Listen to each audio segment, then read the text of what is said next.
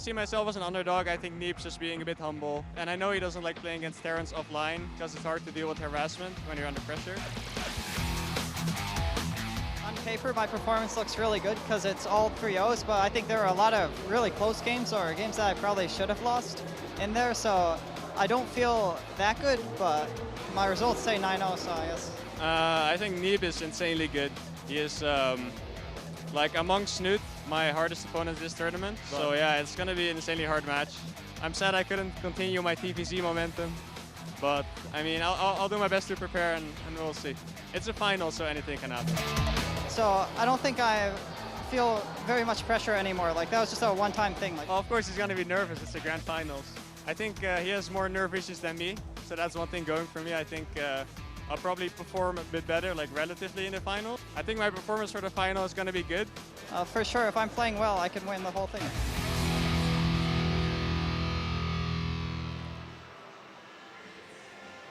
Let's get ready now for the Intel Extreme Masters Shanghai Grand Finals here as we begin things in China Joy and the Chinese crowd goes wild.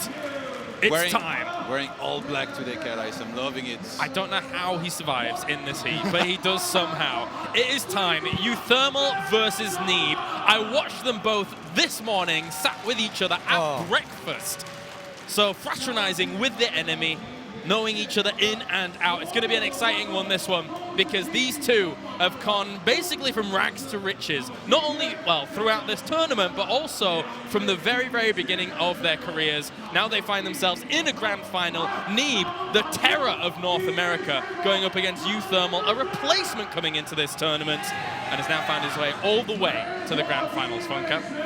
Yeah, what a great performance by both of them. I think on paper we can see a Neeb that should go strong, and especially when you consider his form in PvT. Over his last 57 games, sorry, he's 49-8 in PvT. That's an amazing form in the matchup.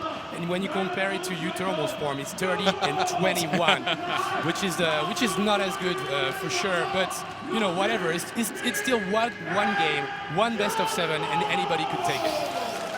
And I believe here they come onto the stage, Neeb and uThermal. Neeb still very young in age, and then uThermal. I remember way back when, in 2012, at the WCS Netherlands Nationals, meeting this guy, and he was a shy, quiet guy, and from there to now, in a grand finals of an Intel Extreme Masters. He's still a shy, quiet guy, but now he wins games. Now he wins games. Doing well for himself, and of course Neeb on the other side. What a monster in Neeb. And the thing is, he's still so young. He's still got so many years of StarCraft 2 under his belt, guys.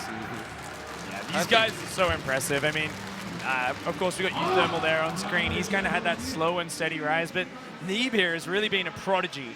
He started out as a Terran player a couple of years ago, and he rose to Premier League status so quickly. Decided, hey, let's swap race, and within a year was making it back into Premier League. Now we see him there in his second grand finals this year. I mean, this has just been the next generation of StarCraft players finally coming into their element, and here in this finals, we're going to see them face off. I don't think that the amount of people that try to switch race is massive out there, but most of those that do, they don't succeed. It's very, very rare. You know, people like Morrow, Canada have done it, only to name one of them. And obviously, I'm talking just like within StarCraft 2, you know, from Brood War to StarCraft 2, a lot of people have switched race, and some of them were very successful, like Classic, for example. But within StarCraft 2, man, starting out as Terran, I remember he made it to WCS Europe, or rather WCS North America that was played in Europe back then, Neeb, and didn't really, you know, impress. He showed some good things, but wasn't quite at the very top yet. Switches to Protoss, works his butt off, and now there he is considered perhaps the best foreign Protoss. Yesterday we were talking about it on the bus. Even Showtime was saying, you know, Neeb might be the #1. And obviously Showtime would be #2. But he's just so good. It's so inspiring to see that, and he should give motivation to all the young players out there that are still very hungry, because if he did it, I guess anybody can do it if you put in the work.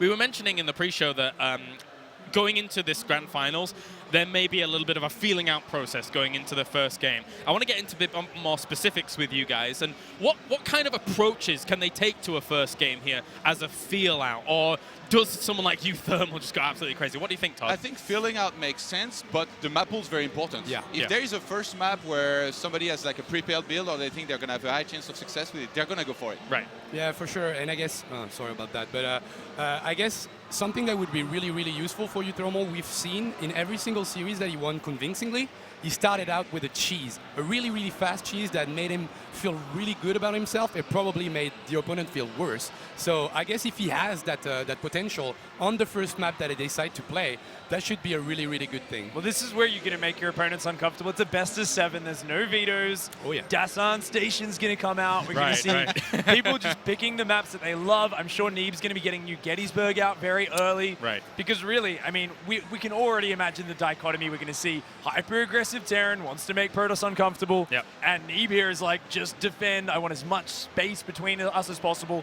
I want my bases easily defendable.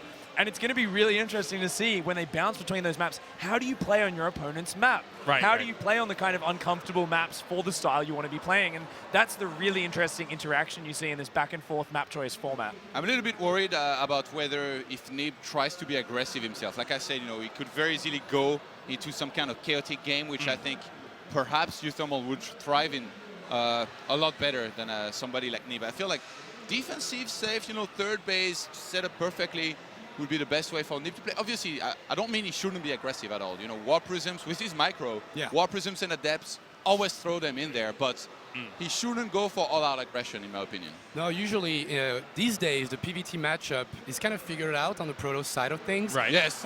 We go for yes. they go for the Zest build. Like we mentioned, we had the European Zest, but he's out now. So maybe we're gonna have the American Zest in Neeb, and if he does that, he should go for Robo Twilight, play defensively with Blink, and go for a third base. And that's when I'm really eager to see what uThermal has to throw in the game, because if he doesn't do anything against it, I'm really, really, really worried. I think uThermal is very good against Stargate, actually. One of the builds that's really already brought him some fame back in Leipzig that he was doing and threw a lot of Protosses of their game was when he was opening Cyclone and Marines. And doing these pushes, and if you open Stargates, he would get one turret in each middle line and at the same time push out and kill your third base or do a lot of damage to it. So this was a tricky build. The meta has shifted, like he's changed his style a little bit against Protoss, but if he was to do something like that and catches a Stargate of Neeb could be in trouble because that build is really good against Stargate.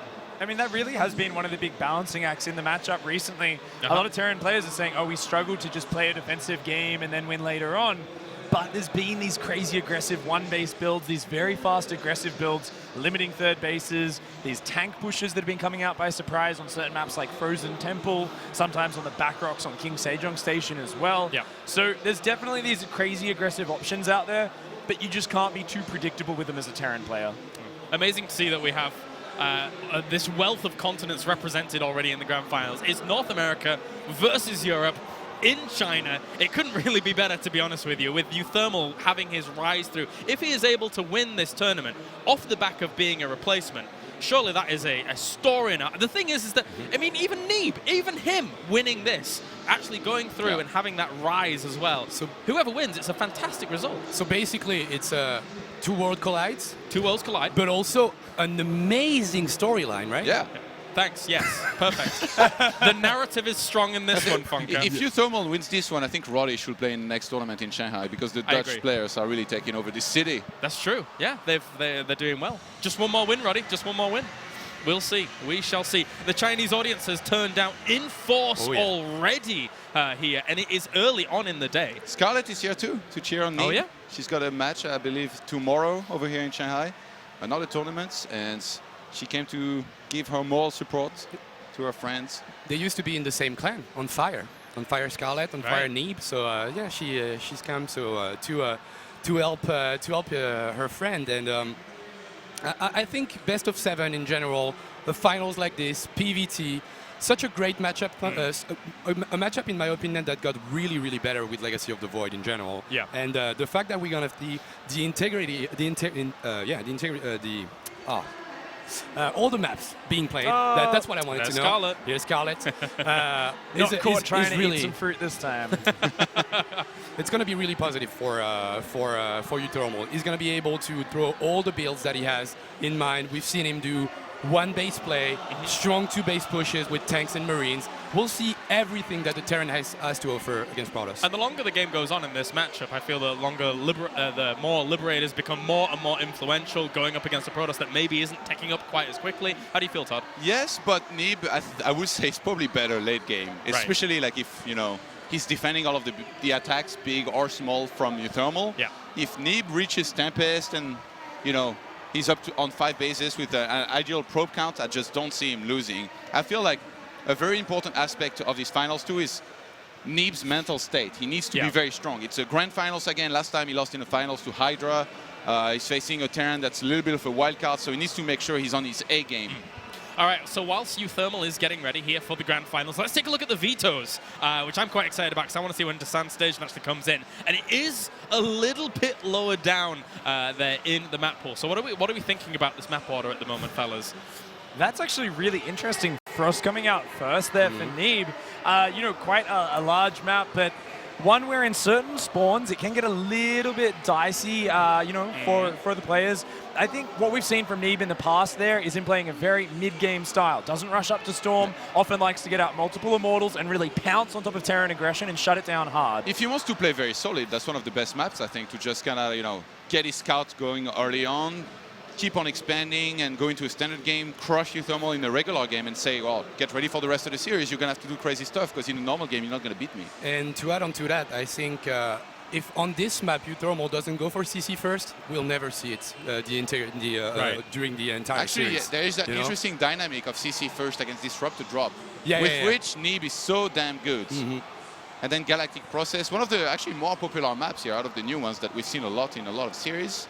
It looks like uThermal with these map picks, Galactic Process and then Apotheosis, wants some large maps. Yeah. So uThermal maybe going to be playing a more passive approach than we're used to. Then again, maybe still just going to go for the aggressive approach on the large map. It's harder to scout the angles it's coming from, but definitely not necessarily the map picks I was expecting out of him. All right, well, thank you very much, guys, for kind of running down what we have for the map pool, of course, here for the Intel Extreme Masters Shanghai. And of course, not only do we have the grand finals that's going to be happening, but you can see those VIP seats in the front. The reason is they are Kesper VIP seats reserved. And later on, we will have the Pro League Round 3 finals to determine who is going to win round 3. Will it be Jin Air or will it be KT Rolster? Stay on stream for that one. After this, we will go to a short break. And then, of course, we will be getting that Pro League finals going in just a little bit. These players are still kind of warming up. And we are almost ready to get into the grand finals. I can see Nathanius in the distance and Rotterdam getting ready to go here for this grand finals in just a moment. And the Chinese crowd getting pretty amped as well here. I want to kind of talk to you about predictions. We haven't really done many predictions this tournament, but I'm going to do it anyway here, guys, because it's the grand finals, boys. So, Funka, quick predictions. I'm just going to go with a 4-3 for either of those players because I want to see a great series. I think Neeb's going to win with a 4-1. Todd? Neeb 4-2. All right, wow. Thank you very much, guys. It looks like we are ready to go into the grand finals. Get hyped, get ready, as I send you over to Nathanius and Rotterdam for what is sure to be an awesome finals from the Intel Extreme Masters Shanghai. Thank you very much, Kalaris, Roddy. Man, what a final. Two guys that we know so well that we've been talking to, hanging out with all year, facing off in the grand finals of an Intel Extreme Masters. It's even better than that, Nate. It's our green final. I mean, we've got a Terran, we've got a Protoss, we've got a Dutchman, and we've got an American. It really does not get any better for us as Dutchman and American and Terran and Protoss player. I'm so excited for these games. I really think it's going to be an amazing series. And we are loaded into game 1 of the grand finals here. Make sure you let everybody know what's going down. In the bottom right of Frost, we have the American Protoss player representing Ting. He's Neeb. Neeb definitely looked very relaxed this morning, didn't look all that nervous, so that's a good sign for him and all his supporters at home. Over here on the left top side of Frost, we're looking at the main base of the man who's trying to get the second Dutch victory in Shanghai in just a matter of months. It is uThermal. of course, representing AT Gaming. Big shout out to them. He's been with them for a while and seems to be very happy in this organization. It's been awesome to follow these guys' paths this year. Of course, Neeb has been the rising star outside of Korea, coming up as was the ladder hero at the beginning of the year, and now he is most players' worst nightmare. uThermal himself saying before this match yesterday when he won and made his way to the grand finals, like, yeah, I look at myself as an underdog. Of course, everyone sees Neeb as the titan of foreigners, especially when we consider that uThermal is actually, he was a replacement player for this event. He wasn't someone that qualified or was invited. A Cinderella story, Nate, but a couple of these replacements over the course of history have won the entire thing. One of the most famous ones, of course, Denmark in 1992, but that was football. But hey, I mean, you don't know this. It's okay, Nate. A lot of people in Europe will know what I'm talking about. They were also not supposed to be there, and they won. Can uThermal do the same? Nate, it's already getting interesting in game number 1, as we see a very fast factory opening for uThermal. The command center is not that late, though. It is follow-up, but of course, factory before command center. That's what gets us interested. Yeah, we've seen a little bit of this in some TVP-ish builds. I'm thinking about that really quick Widow Mine with the Hellion follow-up that I believe we saw out of Masa earlier in this tournament was used to great effect in terms of aggressive openings against the Protoss. But following it up, only one gas means that, as you said, he does get the expansion. It's just not as early as you would normally get it. So he's putting a lot of the early game focus uThermal, excuse me, on this game, to getting some damage done early against the Protoss, and then possibly following it up with something like, maybe a Marine tank push or really fast stim. He's got a couple of different choices here. Yeah, it's interesting as well that Neeb mentioned yesterday that he prefers playing against a Zerg on stage, or at least in tournaments, than he does against Terran. Because against Zerg, you can just kind of sit back and execute your build. Whenever you play Protoss versus Terran, you often have to defend at first. And I mean, dictating the pace of the game is something he feels very comfortable with. Can this Widowmine pick up this Adept? Yes, it does, and that's already very nice for uThermal. It's a highly unorthodox place to be putting a Widowmine this early, because normally, from the games that we've seen and from the way the Terran players usually prepare, you want to try to catch some sort of early harass with that, either an Oracle, and you put the Widowmine in your base, so a great early grab for uThermal. What do you think this proxy pylon is all about, Nate? Do you think we see a Dark Shrine, or a Resonating Glaze is not on the way just yet? It does feel interesting, right? Blink He's going into Blink. He's got 3 gateways back home, so to get the fast warp-ins, he would need to commit pretty heavily. Oh my God, he does see it. He sees already. The pylon. Wow, I'm having a small deja vu already of DreamHack Valencia just the other week, where Neeb played a very big series against Terran, and pretty much everything went wrong from start to finish. From the beginning of game 1 till the end of game 3, he lost against Marine Lord in a very one-sided series. This is also not a nice start. Lost the Adept, lost the pylon. That's not the way you want to start your grand finals. No, this is a pretty tough spot. I mean, the Hellions are not going to have that mine drop to distract them, but they run in, they get 2 probes, they run out. The pylon is actually being rebuilt in the northwest, so Neeb showing that he definitely wants to commit to something here, whatever that may be. We have yet to find out. Could just go for a 2-base big blink push once he holds this mine drop off. I mean, we saw Showtime try this multiple times throughout this tournament, and if you are able to put on a lot of pressure with Blink Stalkers, you can often create a pretty good situation for yourself. This is, of course, going to be interesting. There's only 1 pylon there. This Widowmine drop should be able to do quite a bit of damage.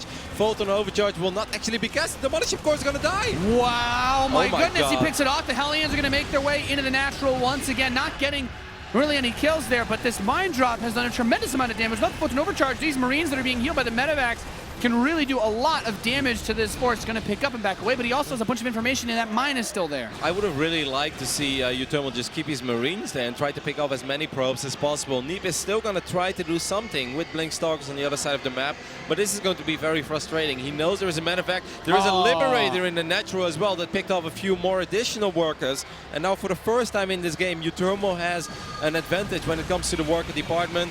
Things going very well for the Dutch Terran in game number 1. Yeah, this is about as good of a start you can ask for if you're playing a TVP and you want to open up this aggressively. We have Stim on the way, +1 attack is on the way, so the army's not crazy mobile, but when you have this much harass on the other side of the field, even though Neeb has Blink, even though Neeb was set up to do some aggressive play, he can't leave his base. Neeb knows that if he makes his way across the map right now with these Blink Stalkers, he's going to lose every single worker at home, or at least he won't be able to mine out of like 12 out of the 16 potential mineral patches because of these liberators. So he can do this. He cannot utilize this warp gate and pylon on the other side of the map. He's actually still going to bring quite a few stalkers. If you take a look at the army supply, uThermal doesn't have all that much at home, but what he does have is a bunker. He needs to repair this bunker. This is very important. You can't lose the bunker against Blink Stalkers on this map.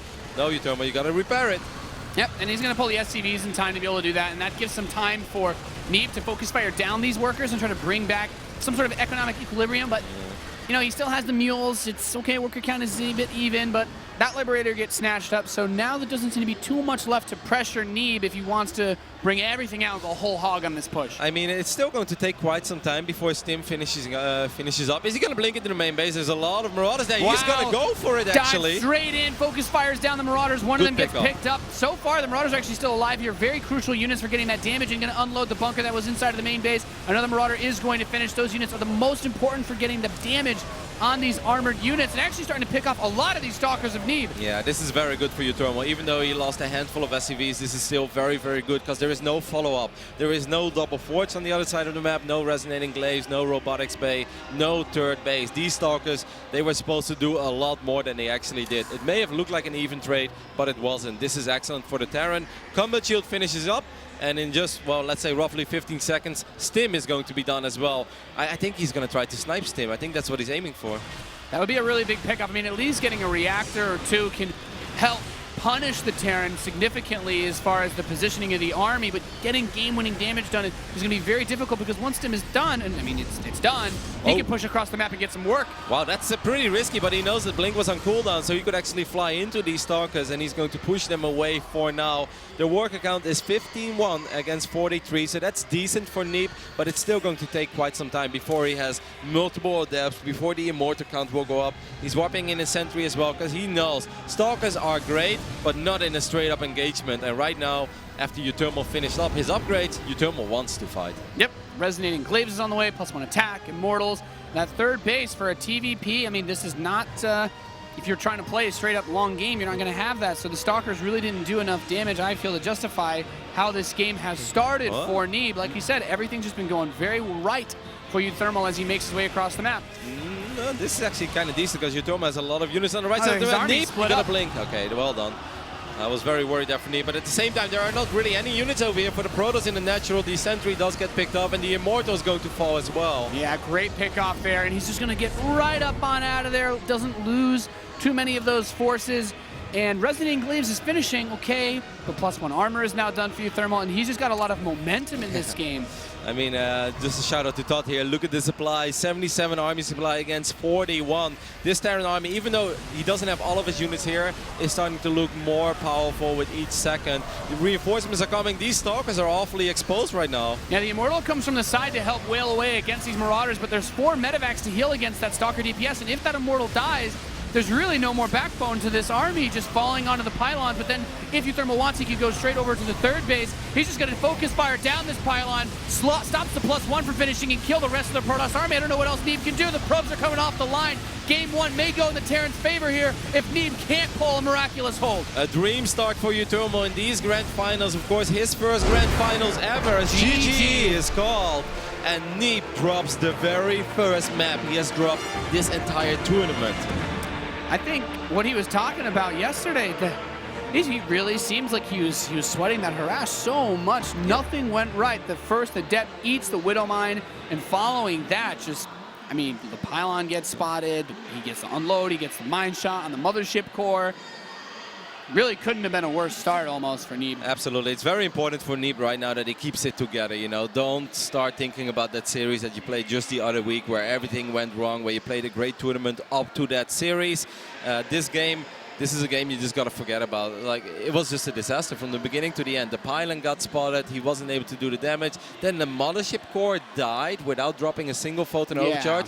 Even the fact that there was no additional pylon behind that mineral line, I found a little bit odd. Like, I understand it's just a very, you're right though. It's a very normal spot for a Terran. That's like one of the best places to siege a Liberator as well. Like all of your early harass, if you can get behind the mineral line. I guess because he wanted to proxy a pylon, he had 1 pylon less to drop in his main base, but still, you really got to pay attention. And then the moment this medevac flies in range, you got to keep your eye on the minimap all the time. If he would have dropped the photon overcharge immediately, it would have been a little bit harder for that medevac to squeeze by without taking at least some damage. But yeah, great game by uThermal, and Neeb dropped his very first map throughout this entire tournament. So as we get ready to go into Game 2 here at the Intel Extreme Masters Shanghai, the map is going to be Galactic Process. Moving on to the two-player maps, we know that uThermal can play very aggressively with how long this series is going to be as a best of 7.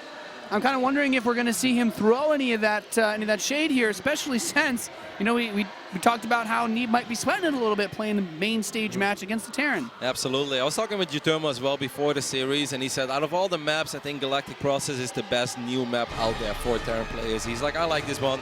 I think New Gettysburg can be rough. I think Dassel Station can be very rough against Protoss, and Apotheosis is also a pretty rough map because it's so large. He's like, but Galactic Process, I kind of feel that's a must-win for me.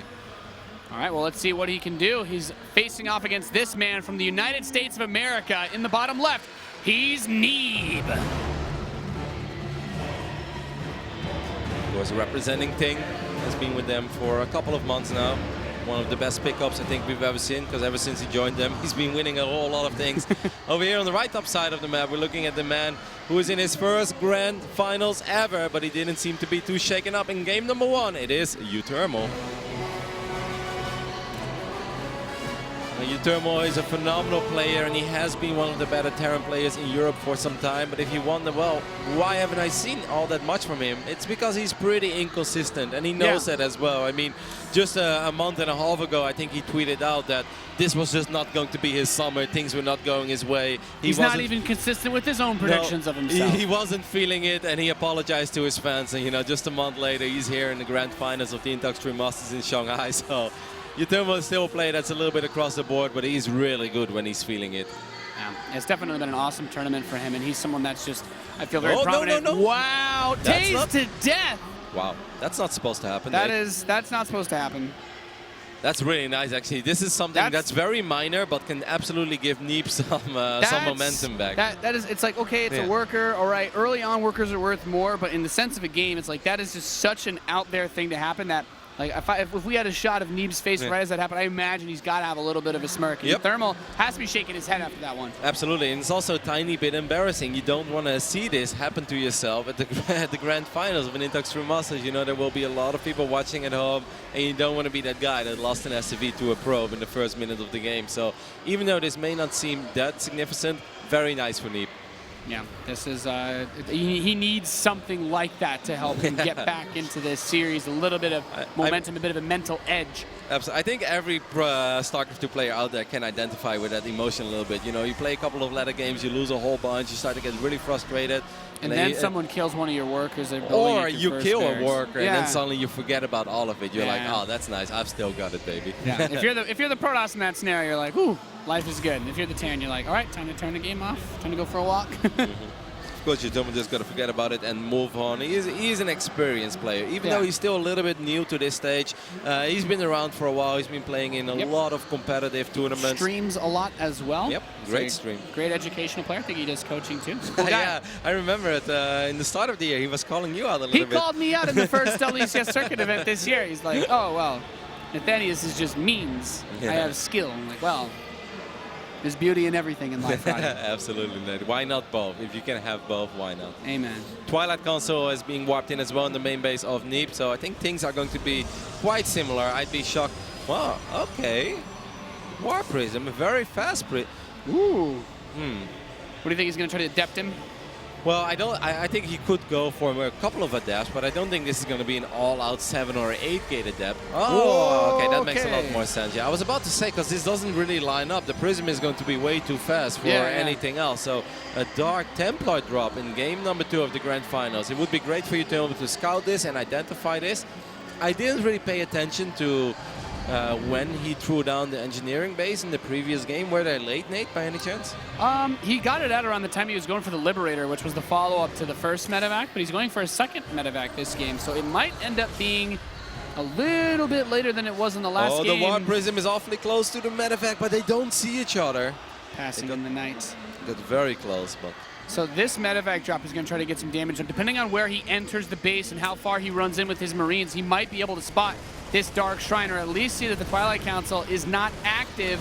Now the Mothership Core is going to be pushing back, and these Marines are heading closer and closer. Oh my god, he doesn't see the Dark Shrine yet. He might just be able to spot it if he goes a little bit further, but it can be very hard to tell sometimes if that Twilight Council is researching anything. He still doesn't know, Nate. There is still no engineering bay, and there is a good chance he's going to drop a couple of mules soon, and he'll be in a lot of trouble. uThermal got so close to spotting the Dark Shrine. He has 1 scan available right now, and soon he will have 2.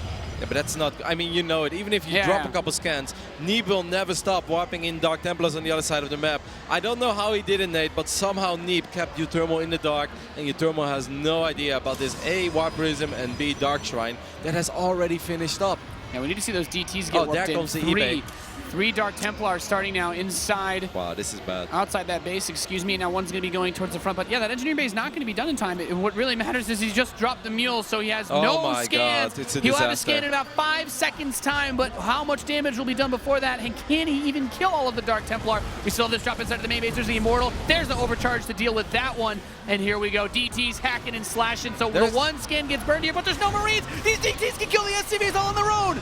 There is absolutely nothing here that's pushing out any sort of damage whatsoever on these Dark Templars. 26 SCVs have gone down. So sick. And Neeb has found all the momentum he could have ever dreamed of and more. There's a lot of cheeky Widow Mines in that natural, but the DTs have destroyed all means to getting detection. GG. Neeb.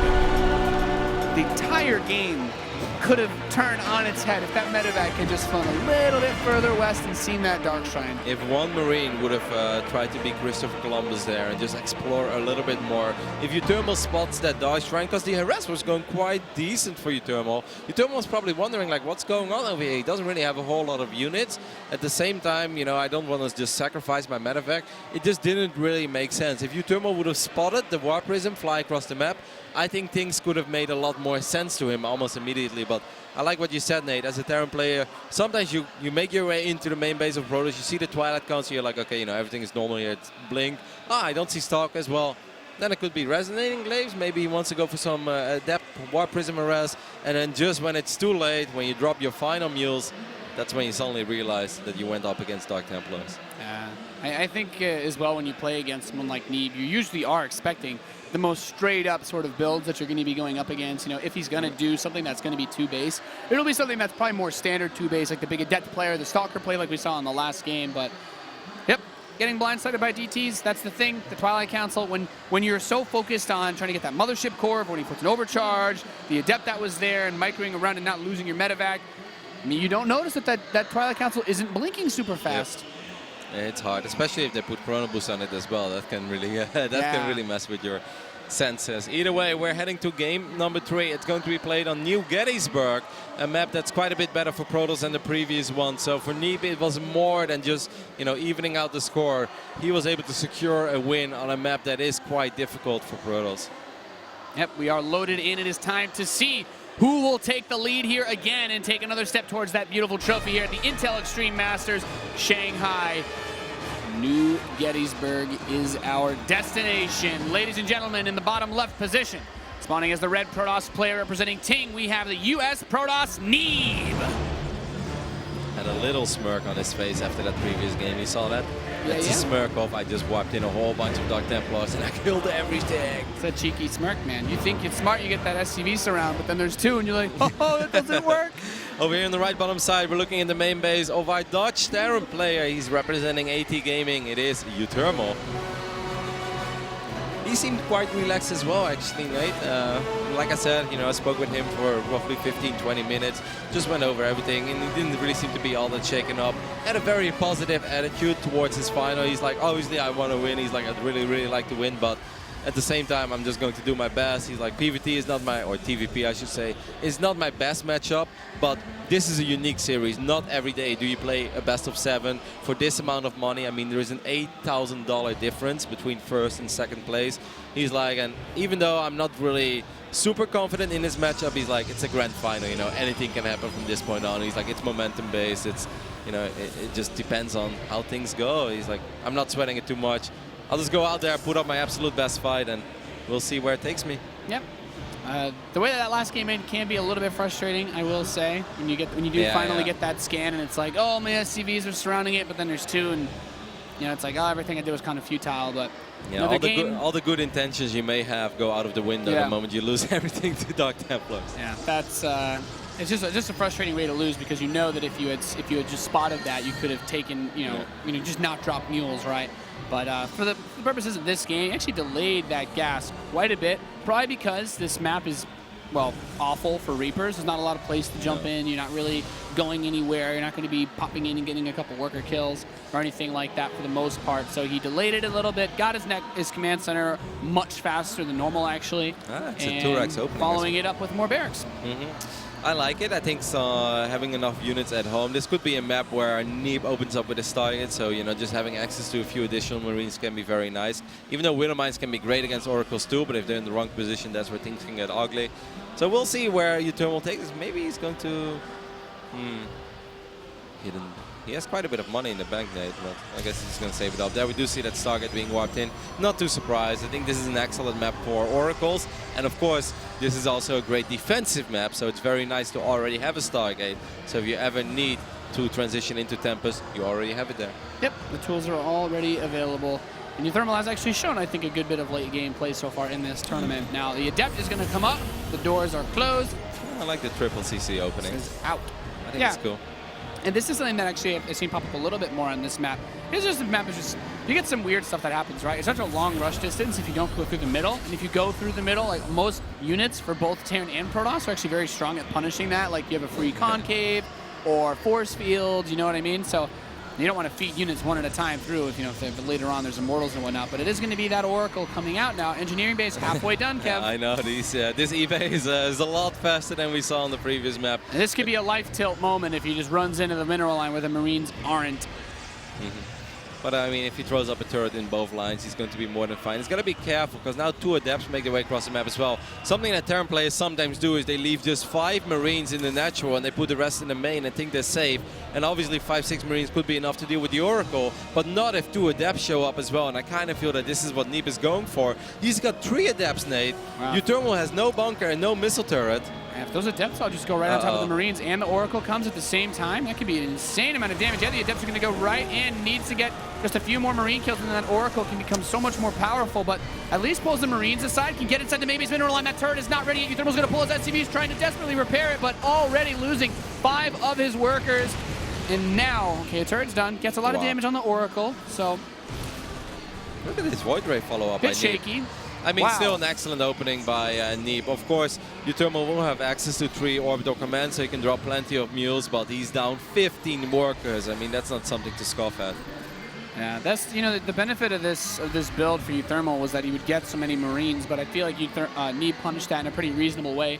The worker difference that you pointed out is significant, especially with the third finishing soon for Neeb, and he can compound that by continuing to build 3 workers at a time. The only thing that Neeb has to worry about is that he doesn't really have anything that's very good against stim bio units at the moment. He doesn't have resonating glaives yet, he doesn't have anything else. He made a Void Ray, which I assume is kind of like a safety Void Ray. No, he's actually sending it across the map. I thought it was going to be a safety Void Ray. Is he really going to try to... What is he going to try to do with this? Yeah, just patrolling. Oh, okay. He puts it there, yeah, that makes sense. He can't really jump on the missile turret. One Void Ray, one dream.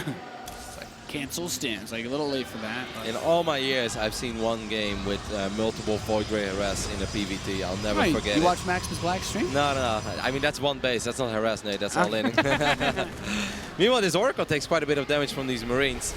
But still, Neeb finding an opening, picking off 2 more SCVs. It's just nice to get stuff done like this. Yeah, it's a nice little bit of harass. And it's also, as you said, dealing with this. And we talk about New Gettysburg. See these 3 sentries, hashtag just chilling. And you see a big army, you lock the door. It's funny, the sentries don't see the Marine, and the Marine doesn't see the sentry, but it's like they both know that they're there. It's the DMZ. Oh no, the Oracle is going to reveal the Marine. So, no. Something was going to reveal the Marine. No. Oh well. So, bunch of extra gateways, +1 attack, blink. These are all the tools that Neeb is going to need to capitalize off of this early economic lead. I mean, look, he's at 67 probes out of 49 SCVs. All right, 2 medevacs making their way across the map. Needless to say, the early game has gone well for Neeb, but this fight is still going to be a little bit hard. I mean, we've all been here. It's just defensive Blink Stalkers, which can be great. Guardian Shield is awesome, and a couple of Adepts are going to help out a lot. But if Neeb doesn't pay attention, and he's kind of busy with his Oracle at the moment, probably wondering like, hey, where are your other units? But if uThermal stims in and gets on top of these sentries, it could be enough. But this army is actually big enough for Neeb now. That's a very strong, solid defensive army. Yeah, gotta be careful. That Guardian Shield is going to be extremely important for taking any engagements. There is +1 though on these Marines, so that is nice. Yeah. It's now uThermal spotted that these gateway units were out of position, as that one Marine finally fell. I love the way he spreads out on the south side, just watching that direct air pathway with the Void. Look at this. Damn. Some Avalo turrets here, man. He's completely blocking off. He's like, you're not dropping me, man. War prisms are pretty good on this map. And there's a lot of missile turrets. So Resonating Glaive starts out +1 armor and some photon cannons. So both players thinking about the base defense. Something very funny happened on the left side. Neeb blinked towards one Marine that was checking out, and then Neeb blinked and he shot at his own Stalker, and it survived with like 1 HP, and there was only a single Marine there, so then the Marine focused on that Stalker, and one Marine actually killed one Stalker. Despite being alone against an entire army, Nate. Nice. So perhaps Neeb is still feeling the nerves a little bit, because obviously that's not something you want to do. Shoot at your own unit. He's got to be careful here. I don't think Neeb has to go out all this far. He's going for a forward blink as well. Of course, Guardian Shield's still very useful, but with multiple Widow Mines? Yeah, you got to be very careful of those Widow Mines. The Observer is here, so it's just a matter of taking it a little bit slow, using the Stalker's range. Good force fields, locking in those Marines as well. Wow, great execution there by Neeb. He's taking a fort base during all of this. He's playing this game so incredibly confident, Nate. He's getting a new Oracle as well. Actually, no, a second Oracle. And that's why you build a bunch of missile turrets. It's like, no, we're not playing this game. I'm not dealing with your war prisms. So the robotics bay has finished up. Are we expecting a couple of disruptors, or do you think he may squeeze in a Colossus or two? There was like a weird period of time where Colossi were starting to be used a lot more. I don't know if that Neeb's going to be the guy to use them. Neeb's always been the player, I think, to use the disruptors pretty well in this matchup. He's going to try to flank this army, but Liberators are going to be a great tool for pushing this army back. I mean, Liberators are the end-all, be-all of TVP. That was actually very well done by uThermal there. He picked off the Dwarf Prism, picked off 4 or 5 adapts. Nothing wrong with that. We do see the first Disruptor on the production tab, second Forge being wiped in as well. I mean, we said this already in the beginning of the game. New Gettysburg is one of the best defensive maps. But mate, the Protoss units are awfully far out of position. There are 2 Immortals here. The second Oracle gets picked off as well. This is a great run by uThermal. Yeah, I mean, he just completely steps into his base. And all those Widow Mines getting a tremendous amount of damage onto this Protoss force. Runs in, gets the bomb core, 8 probes, 10 probes down. He can unpower, he can go for the Forge. A bunch of adepts are going to be warped in. And he will slowly clean it up, but still, that was a really nice. I mean, what does he trade away? 16 Marines for an insane amount of value. The fact that these medevacs get out as well, that's even better for uThermal. I mean, that was not supposed to happen. Neeb knows this as well, especially not with 2 Oracles. Neeb normally so on point when it comes to Revelations. Yeah, he's going to have a big Adept teleport into that third base. The Liberators are going to show up and try to drop some freedom on these bad boys and get them out of there. But what do we have? You know what? That Disruptor's not being built either. The production, he hasn't powered the Robo up. Yeah. I mean, these Adepts definitely a decent counter here by Neeb, getting 11, 12 SUVs. Nothing to be too unhappy with. He needs this really badly, I feel, after the way that last look fight at uThermal. I mean, this all started off rather innocent, but now over 20 workers have fallen. uThermal's worker count is dropping to 38, Nate. Yes, he's got 3 orbital commands, but still 38. These Adepts have actually done a tremendous amount of damage. This is exactly what Neeb needed after that harass that he just took. I still feel that uThermal's army is pretty damn scary as well. I mean, as the Liberator count rises, you reach a certain point. There's 8 Liberators. Like, you should really, realistically, should not be able to attack into this, especially if he gets Liberator range. Okay. But the good thing for Neeb is there's not even a fusion core in production. uThermal Medevacs derping, yes. Welcome to New Gettysburg. Well met. uThermal doesn't know about this Void Ray, and this could get kind of ugly. They call this window shopping in StarCraft 2. We'd like to drop, but... this Void Ray could potentially kill one of these Medevacs, Nate. Yeah, especially if they all derp and sit there doing nothing. We've got Fleet Bacon on the way now, second Stargate, more Disruptors. The Adept did see these Medevacs in the middle of the map, but okay, a few more units making their way over. Neeb's army again a little bit out of position. uThermal not hesitating, but there is a disruptive shot coming. Picks up a Widow Mine. And as he goes to take this fight, there's a lot of bio here in this choke point. That Medevac is actually still stuck on the right island. He was never able to bring his whole army over. Fort base though, I mean, but there aren't that many bio units here. Do you think that's enough firepower to take out this Nexus? I don't think so. His supply is just so spread out. He still has a Medevac that's stuck on the southeast island. It's not even moving over here. It's been trying to fly through the wall. Well, Nate, the view on New Gettysburg is excellent this time of the year. Views from the Gettysburg. Meanwhile, there's a small skirmish in the middle of the map as well. We still got a couple of these bio units, but I don't think there's enough firepower in this army. But it's also kind of hard to engage into 5, 6, 7 Marauders when there are disruptors. Do not connect with anything. These Liberators, like, it looks like, oh, there's not that much backbone here. It's like, but if you attack into this, like, they are going to shred a lot of these forces. So Liberators do get blinked through, but most of the Stalkers do die in this trade. And then 3 siege up on that third base. Constantly forcing, and this also tells uThermal as well. He knows what his opponent has access to. He saw the fleet beacon. Look, Vikings from production. Now he's getting the fusion core, preparing for that end game TVP. I love it, man. This game on New Gettysburg is starting to get really scrappy. Game 3, of course, very important. Who's going to take the lead in this series? We've got a lot of adepts on the right top side of the map that will once again make their way into uThermal's third base. Excellent response there by uThermal. Almost immediately pulls the SCVs away. Yep, and those Liberators sieging his other base, very important. That Liberator range is going to be crucial, but I don't even know how much of an impact it'll have as the Tempests make their way onto the field. It's going to be all about the engagements, the spread, and taking these big fights. There is one hero, Void Ray, that realized that it was doing absolutely nothing in the middle of the map, so it's going to start working on Liberators instead. Stalker's going to try to intercept these Liberators, and we'll pick up one more. So that was nice. Neeb definitely getting some decent trades here in the last minute, I feel. Yeah, he's making the best of this situation. You be careful, don't want to lose too many of those probes. Okay, so the Liberator will die. Trade out for a Stalker. Two Stalkers. All right, big army from uThermal now marching across the middle of the map. Tempests are in production, I want to say. And we already have 2 Tempests on the battlefield as well, so this is nice, obviously. I mean, this is what you want to have as a Protoss player. And you want to get that Revelation tag, use the Disruptors to box the army away so that your Tempests can get work done, and there you go. I think uThermal's got to disengage, no? I don't think he can... Taking this fight right now, I think, is really, really risky. A small run-by on the fourth base, I want to say, on the left-up side of the map, but at the same time, Neeb was already on top of it. Yeah, he sieges these Liberators, but the Tempests have the vision, and if he tries to come up again, there you go. Another Disruptor shot's going to go out. It's going to push him away. Tempests keep firing.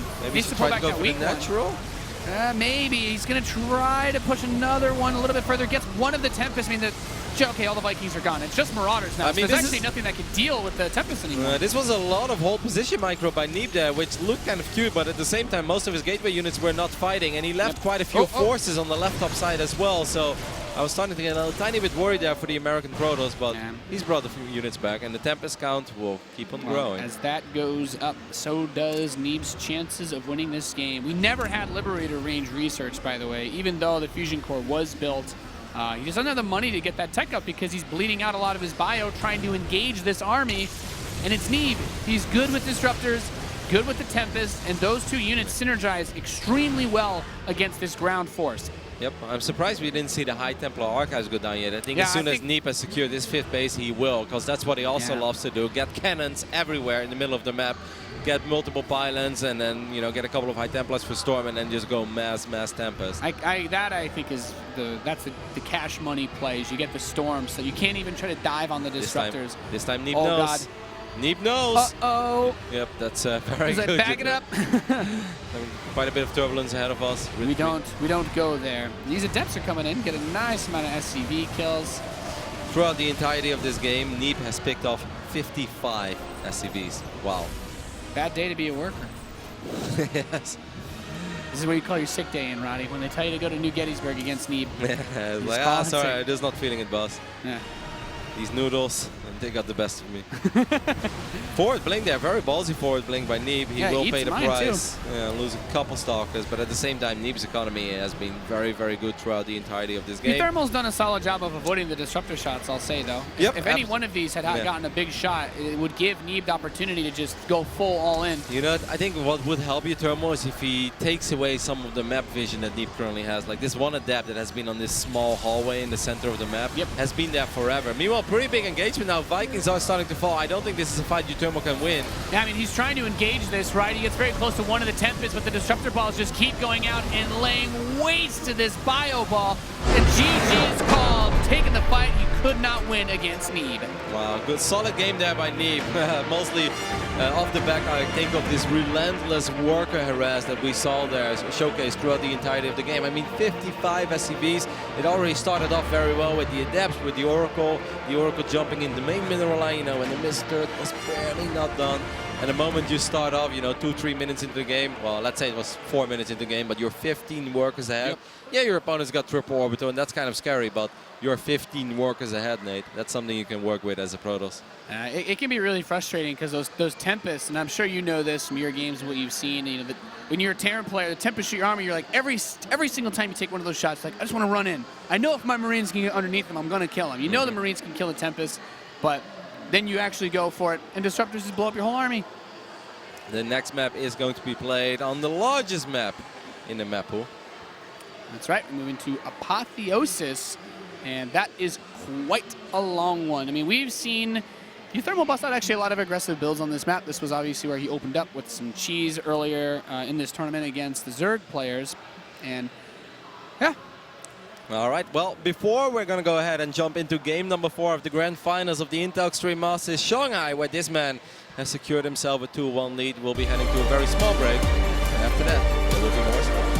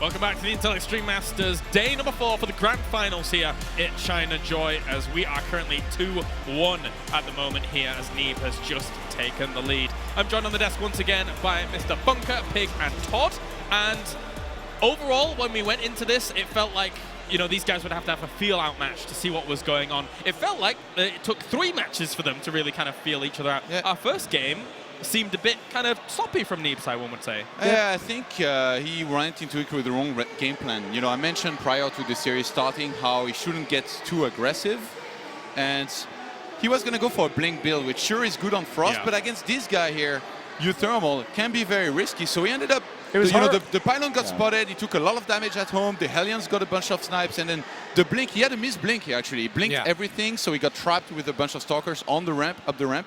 And then uThermal from there, Roddy made fun of me, of course, made the impression of me, he said, look at the supply, but that's what you had to look at, because there was so much more for the Terran, and if he closed things out here very nicely. I actually want to disagree with you there, Todd, and say that it was a good build choice, but horrible execution from Neeb. I think it's okay to start out with that aggressive play, but I just think he didn't execute at all. Yeah, in general, just a sloppy defense in first game, and just, sloppy defense. Sloppy defense. A sloppy defense. uThermal just rolling out with it and trying to finish the game with that late turn Nexus from Neeb. Second game is just the perfect transition, the thing that you can do with this build. You go Twilight, you go Robo, you want to play defensive, you can, you want to throw out a cheeky DT build, a cheeky DT drop, and you can do it. And on this one, uThermal, I think, had the opportunity to know that it was coming because he saw the Twilight Conceal not researching anything, and he didn't pick up on it, so he just lost to the DTs, basically. That last game was the best one yet, though, with big armies clashing, Adept sniping stuff, a Void Ray going fishing for Medivacs, and Neeb gets the better end of things.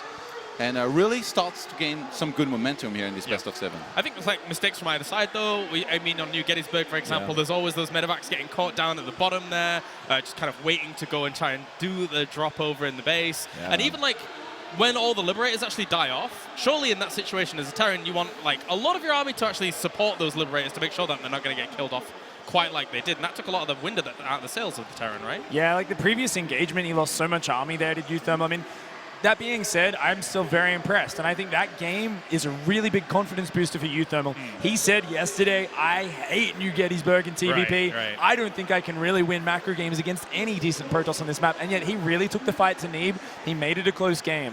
Well, on that point, my question then is uThermal, of course he is one game down right now, 2-1 to Neeb, but is he playing better than you expected him to coming into this with a lot of predictions going Neeb's way? You want a map against Neeb, so... Yeah, so he hasn't lost the map yet, so I guess he's not doing too bad. Right.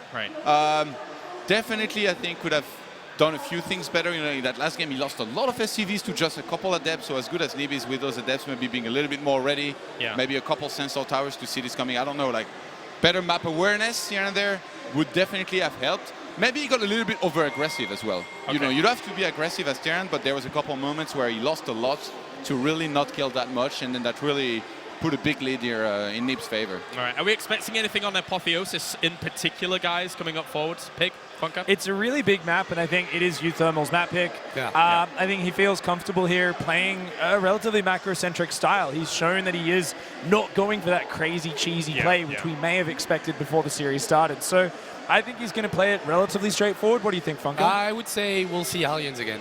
I think it's a really, really good map for it. Probably a drop with the Widow Mine, couple of Marines maybe in the main, the Hellion run by that we saw on Frost, and that was actually the game that he won.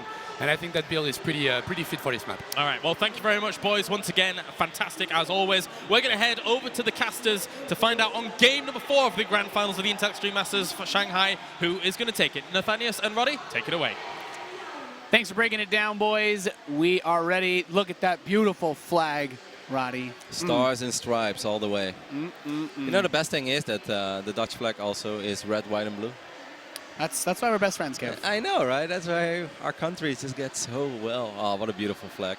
I missed this flag last summer, but I'm happy that I see it in Shanghai so often. In the Grand Finals, of course, just, what was it, 2-3 months ago, we saw Harstem lifting a trophy here during the GPL, securing himself a lot of WCS points. uThermal has done the same thing, but he would love to actually lift the trophy as well. And if he would win this, Nate, he's absolutely in the running for BlizzCon. We'll have to see if he can make his dreams come true. Right now, leading 2-1 in the top left of Apotheosis, we have the red Protoss player. He is Neeb. And you know, Nate, what did I say 20 seconds ago to you before we were live? I think uThermal will. Oh, proxy. Yeah, you totally said that. Yes. Oh, well, there you go. And over here on the right bottom side of the map, we're looking at the Dutch Terran representing AT Gaming. It is uThermal. Is Neeb going to... Okay, that's just a scout, I guess. It's a really fast scout. Yeah, that's kind of weird. On this map, though, I really think that based on the length of this, like, if you just think about, as a Terran player, the kind of stuff that catches you off guard, like, you don't have recall, you don't have creep spread, so if you get caught out on the map, you're usually going to just get wrecked by, like, anything like a Prism or a Depth run by, so I think this is a great map to cheese. So if I was Neeb, I would absolutely not drop my net. What is he going to do with that second probe? What is going on here, Nate? Okay. Okay, he sent out a second probe. Maybe he's going to look for the proxy. I would always drop my Cybercore before the Nexus. Neeb does not agree with me. No, he spent money somewhere. There it is. It's a okay, yeah. I was about to say, like, that would be very, very ballsy. If you know that there is a proxy on the other side of the map, and you're still dropping your Nexus before your Cybercore. Of course, quicker Cybernetics Core gives you access to quicker Mothership Core and also Stalkers. And I think Stalker is the unit you truly need here. Well, it goes two ways, right? Some people prefer to defend with a Mothership Core and Adapts. Some Protoss players prefer to defend with Stalkers because Stalkers can actually catch up with the Reaper, because the Reaper is obviously a very fast unit. This is still such a weird way to play this, right? I mean, he's got the factory on the way back home. Neeb is going to proxy his Stargate, maybe. What a strange way to do this for uThermal, opening up a proxy Reaper. Normally it's multiple barracks, but I guess you know that the Mothership Core is obviously something that just flies. The Reapers can't really deal with that, but comes in, gets a probe kill, looking for 2. not this is there pretty just decent yet. so far. A lot of these probes definitely taking a little bit of a beating. The Adept is not finished up yet, and there is no Mothership Core. I mean, I think Neeb was already thinking too much a little bit about his aggression. This Adept was late. The lack of the Mothership Core is something that definitely hurts, because you click that pylon once, it's going to kill him, but now you get a couple Reapers. You can actually dance against these Adepts. I still want to give a shout out to Neeb only losing a single worker there. I have no idea how he did that. For such a long time, not having any unit to deal with that Reaper that's throwing grenades. Nate, I lose 7 workers in those scenarios. Both players are proxying. No, wait, actually Neeb is not proxying. But I mean, if this is going to be a Cloak Banshee follow-up, which would be very bizarre, but at the same time absolutely possible, I think this will be very, very good for uThermal. And he's following it up with a Cyclone back home. Man, that's a defensive Cyclone, I guess. I think he was worried about maybe a proxy Stargate. He probably saw the Stargate, right, with his Reaper. I think he knows about it. No, he actually did not see it. Okay, that's important to know. So he may have thought it was proxy. He's going to see the Stargate now, though, with the Reaper. So that is an excellent scout for uThermal. A lot of information. He's once again going to be annoying. How crazy, by the way, that Neeb never decided to drop a Mothership Core. I do understand why. He wants to use the gas for different things. But at the same time, that's, you know... That's still pretty scary. Yeah, it's showing a lot of courage and heart. Yep. And commitment to the Protoss race. So it's Proxy Cloak Banshee. I think it's really smart by uThermal. I mean, yeah, you don't have the dedicated detection, right? Nope. From the... At least Neeb is opening up with an Oracle, but obviously this Oracle will make its way across the map. And that grenade literally connected with 17 workers. It's a probe dance party. Yeah. Everybody in the air. Reaper did finally get picked off. Okay, the Phoenix is the follow-up, so that is pretty good news for Neeb, because most likely he's going to send that Phoenix to the right side as well, so there is a chance that this Phoenix will spot the starport, and will give him a chance to drop down the robotics facility. Oracles have Revelation, but there is that Cyclone on the other side of the map as well. Neeb has to keep this Oracle alive. If he doesn't keep it alive, he's going to lose a whole bunch of workers at home. All right, this is it. This is the moment now. That Oracle, depending on how he chooses to go in here, yeah, he's careful. Needs to be careful with the energy. He needs to be careful where he moves in. Of course, Oracles can actually tango with Cyclones head-to-head, but that's gonna fall. He's on the run, and he's going to lose it. Fall. I mean, not before taking down 6 SCVs, which is obviously quite nice. Neeb right now 9 workers ahead, but Nate, he's going to lose more than that to these Banshees. Yeah, Robotics Facility is close to finishing up. If he moves in as Cloak completes, there won't be anything that can actually deal with this just yet. And the Phoenix is out of position. This is going to be a probe massacre. Close your eyes, ladies and gentlemen. All right, I'll close my eyes, Nate. Just tell the people at home what happened. I don't want to be any part of this. Second Banshee's about to finish up. First one is making its way towards the natural mineral. I don't have to see how much it can get done. There is an observer close to halfway ready. Yeah, but obviously the best play here for uThermal would be double Banshee, 1 in the main. This is actually going to be very nice. I mean, he's not going to lose all that much. Should maybe lose 4 or 5 workers before this observer pops. Actually, Neeb is handling this quite well. This is not really all that bad. He's losing a few. This. I mean, consider that he's not getting medevacs. He's not getting, he's not getting liberators. Even if he gets Stim, moving out is going to be extremely difficult because these Phoenix should now be hunting for that starport. That's super well done by Neeb. Rip. I think maybe it would have been better for uThermal to not reveal the first Banshee and only show it up, reveal it once it's in the main and then the other one in the natural. The second one wasn't actually able to get any worker kills because he never sent those probes back to mine. So now Neeb's just like, well, I'll take a third base. Okay, Stim is close, but you're not gonna make a Stim push without the ability to make medevacs. And this starport is like, it's moving to the right side. It's like, no, don't find me, Phoenix. Phoenix is actually miss it. He's gonna build a reactor. That's really cute, by the way, because Neeb is obviously, he's like, hey, I saw the tech lab on the right top side, and those Banshees showed up awfully quick as well. My Oracle was in your main. I didn't see a starport, so obviously it was proxied. Phoenix is looking for it and having absolutely no idea where uThermal put it. Whoa, Widowmine connecting with all 3 Phoenixes. All right, well, that was a nice little grab there. Let's get back to work on building those barracks. It's such a weird scenario in this game, right? I feel like Neeb definitely got the better end of all the way that this started, but I mean, uThermal has a lot of tools at his disposal. He's got a good amount of Marines. There's not a crazy amount on the ground for Neeb either because Phoenix ain't cheap. Third base isn't cheap either. It's important for Neeb that he picks up on these bio units that are making their way across the map. This is a very large map, so it is going to take quite some time before these units will actually arrive. But if uThermal can get a cancel on the third base, then I think all that bad. The Phoenix is flying over the Marines, so good scout there by Neeb, and he's also paying attention, so he didn't end up losing any of these Phoenixes, because that would have been very, very painful. Want to keep those alive. Yep. Now medevacs are going to come out. It's weird. I mean, I guess it would have been a lot worse if he tried to fly that starport home. So I actually really super like this smart, move. yeah, a super smart move by uThermal, putting that starport on the right side. But he needs to get something done here. Neeb is mining all of these rich minerals, so obviously this game is going to be very pleasant for Neeb from this point on. Cyclone locks onto the sentry. Great pickoff. No Guardian Shield is going to make dealing with these Marines a lot more difficult. Good pickup there on the Widowmine as well. Widowmines are very, very scary to deal with when you play Adept Phoenix. Actually, Phoenix is just going to fly in, lift as many units as possible because he feels that he has enough damage output to deal with the Marines on the ground, and he did. Very good defense by Neeb. Yeah, he gets rid of the Cyclone, and as you said, that Widowmine being gone means just Marines versus Adepts. And once +1 attack and Resonant Glaives are done, well, these Marines are going to have a very difficult time putting more pressure on this base. I mean, if uThermal would have all of his units right now immediately on the other side of the map, it would be kind of scary for Neeb. But the problem is, this is such a long map that it takes forever before these reinforcements show up. And this is going to give Neeb enough time to get enough units out. Yep. And if Neeb pushes this back once while mining up the gold, he's going to be in a very, very sweet spot. Yeah, he's like, well, you're not in range of my probes, so all I got to do is chill here and wait for you to try. You want to drop your units one at a time down here? Go for it. They'll all die. Resonating Glaives finished up, +1 about to finish up as well for our Protoss player. Maybe he can knock down the rocks. That would be a sick play. Oh, yeah, if you could cut them off, section off one of the bases, that's definitely a big opportunity play here. Goes try to lift up the mines. Great and one focus fire on the Phoenixes, though, Nate. Yeah, he prevents it from being picked up, and one of those mines was able to detonate, so he's cleared out a lot of this. I love this, actually, trying to use the rocks against him, and getting rid of the Phoenix also opens the door for these Liberators to be useful. Wow, that's sweet play by uThermal. Neeb a lot suddenly of realizes Adepts, he's in trouble. There's still a couple of mines over here as well. I mean, he can just avoid it. What are these Adepts doing over here, Nate? They're not really connecting with a whole lot of units. This is an extremely awkward engagement, and the Liberators are actually able to shoot a lot of these forces. Yeah, just one Phoenix coming up, but Liberators have a ton of hit points, which makes them very difficult to kill with just one Phoenix. Okay, a lot of Adepts are uThermal's dying. making this work. Yeah. It's pretty sick. 67 army supply still against 43. I mean, this is such a bizarre scenario. This time he will knock down the rocks. And I mean, Neeb is obviously like, should I go through or not? He decided not to go through. So this means that the natural is now awfully exposed. Great usage of the map here by uThermal. Yeah, that pylon overcharge allows it to pick off one of the Widow mines. Oh, he's going to recall his army back over. Okay, I like this. I mean, he could go kill the gold now, for sure. Both players showing us some really cool stuff here. Obviously still quite new on this map.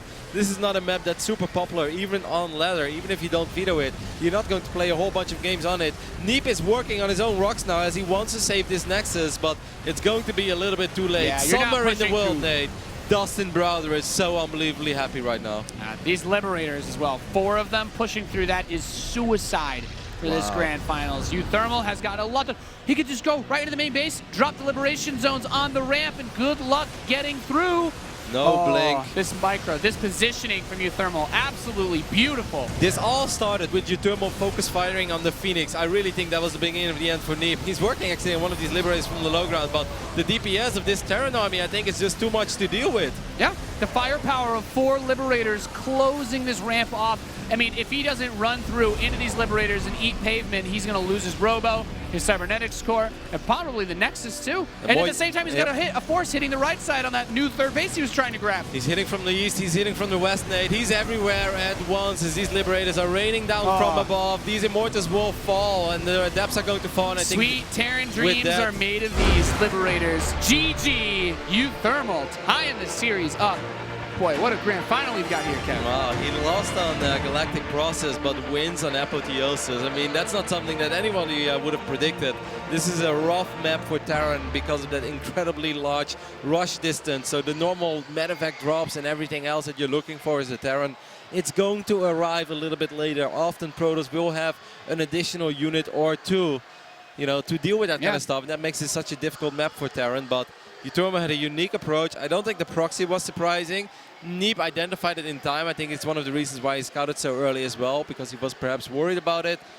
Bizarre, wild game that's very hard to summon up, but I enjoyed it. Yeah, crazy. I really feel like that's one of those builds that can fall apart so fast for someone like uThermal. And it was playing around the rocks that helped him so much, because you think about it, it's like, okay, well, those Phoenix should be able to keep Liberators from doing too much. He had a lot of Adepts, a +1 in Resonating Glaives. That deals with Marines.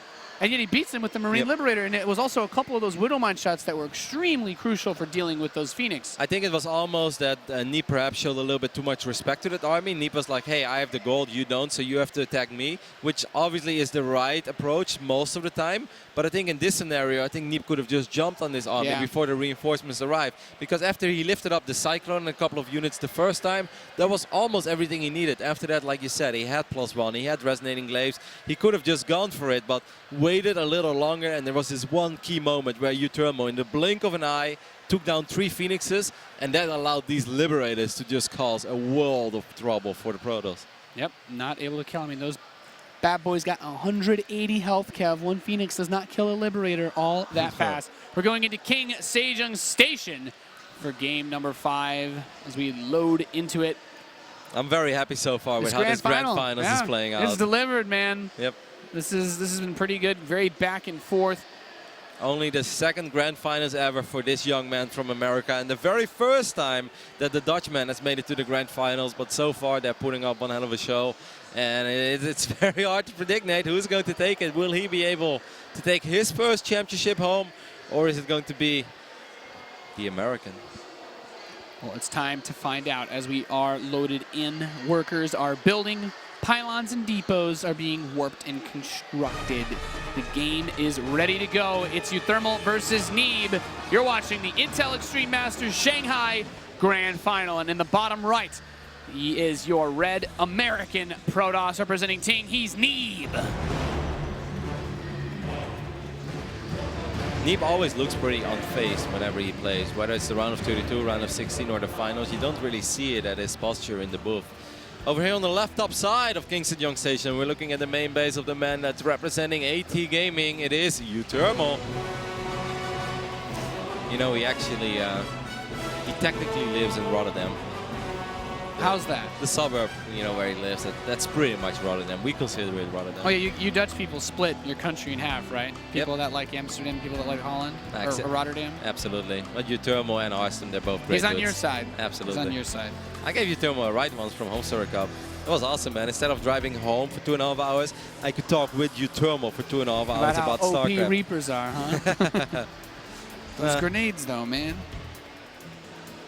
I think both of these guys have a pretty good attitude. I would say uThermal is perhaps a little more emotional than Neeb, but so far this tournament, uThermal has just been on cloud 9. They're cool guys. When I came down this morning, you know, just to keep up the trend of the breakfast stories, those two guys had breakfast together, just sitting right across from each other. They're just chatting. I'm like, wow, I need to take a picture of this, man. That was awesome as well. I walked into the same restaurant, obviously, and I was like, wow, the grand final's already starting, guys. Who can eat more cupcakes? And then uThermal said, like, yeah, Neeb's already done. He ate way too many. He won't be able to focus. And it was pretty funny. It's like, oh, yeah, I just kept bringing him more and more. It's like, yeah, you know, we're buddies, right? So we have a proxied factory. Man, this seems to happen so much on this map. You have a lot of space where you can try to land that and do weird stuff, but maybe he'll go mega crazy and build a starport there, too. Yeah, I think it's, well, it could be, Nate. But Neeb is a Protoss that often scouts with his Mothership Core, though, which is obviously the right thing to do, unless he would do the same thing as he did against Marine Lord on King Sejong Station, where he never brought the Mothership Core back, you know. He sent it to the left bottom side of the map when he spawned on the top side. He never brought it back. Obviously, that's a mistake that happens 1 out of maybe 1,000 games, I would even say, if you're Neeb. So this is a risky play by uThermal, and uThermal knows that. uThermal has seen those games. He knows that Neeb is a player that likes to send out his Mothership Core and scout with it. So risky, but we'll see if it pays off. I mean, if it doesn't get scouted, obviously this drop arrives so much quicker than any other Terran drop would normally arrive, that it's very hard as a Protoss player to have your units in the right place and have enough firepower to even deal with it. And I love that you use the Reaper, you distract it, got a probe kill. We have a Widow Mine being built at the proxy factory, and a starport is going to be there too. So it's just going to probably be like 2 Widow Mines getting dropped right inside and seeing what he can get done with this force. Behind this, the natural expansion is completed for uThermal. He's getting 2 extra barracks. Take a look at the main mineral line of Neeb. There is not a single pylon. Oh my god. That is so bizarre to me. I have dreams about this, right? Yeah, I know. I think every Terran player out there has dreams about this. Because most of the time, this is like how it looks like, how it feels. You watch a pro game and there is no pylon. But whenever you play your ladder game, there are 6 pylons and all of them are photon overcharged at once. Yeah. It's more energy than a Mothership Core can even have. It's a Dark Shrine again as well, by the way.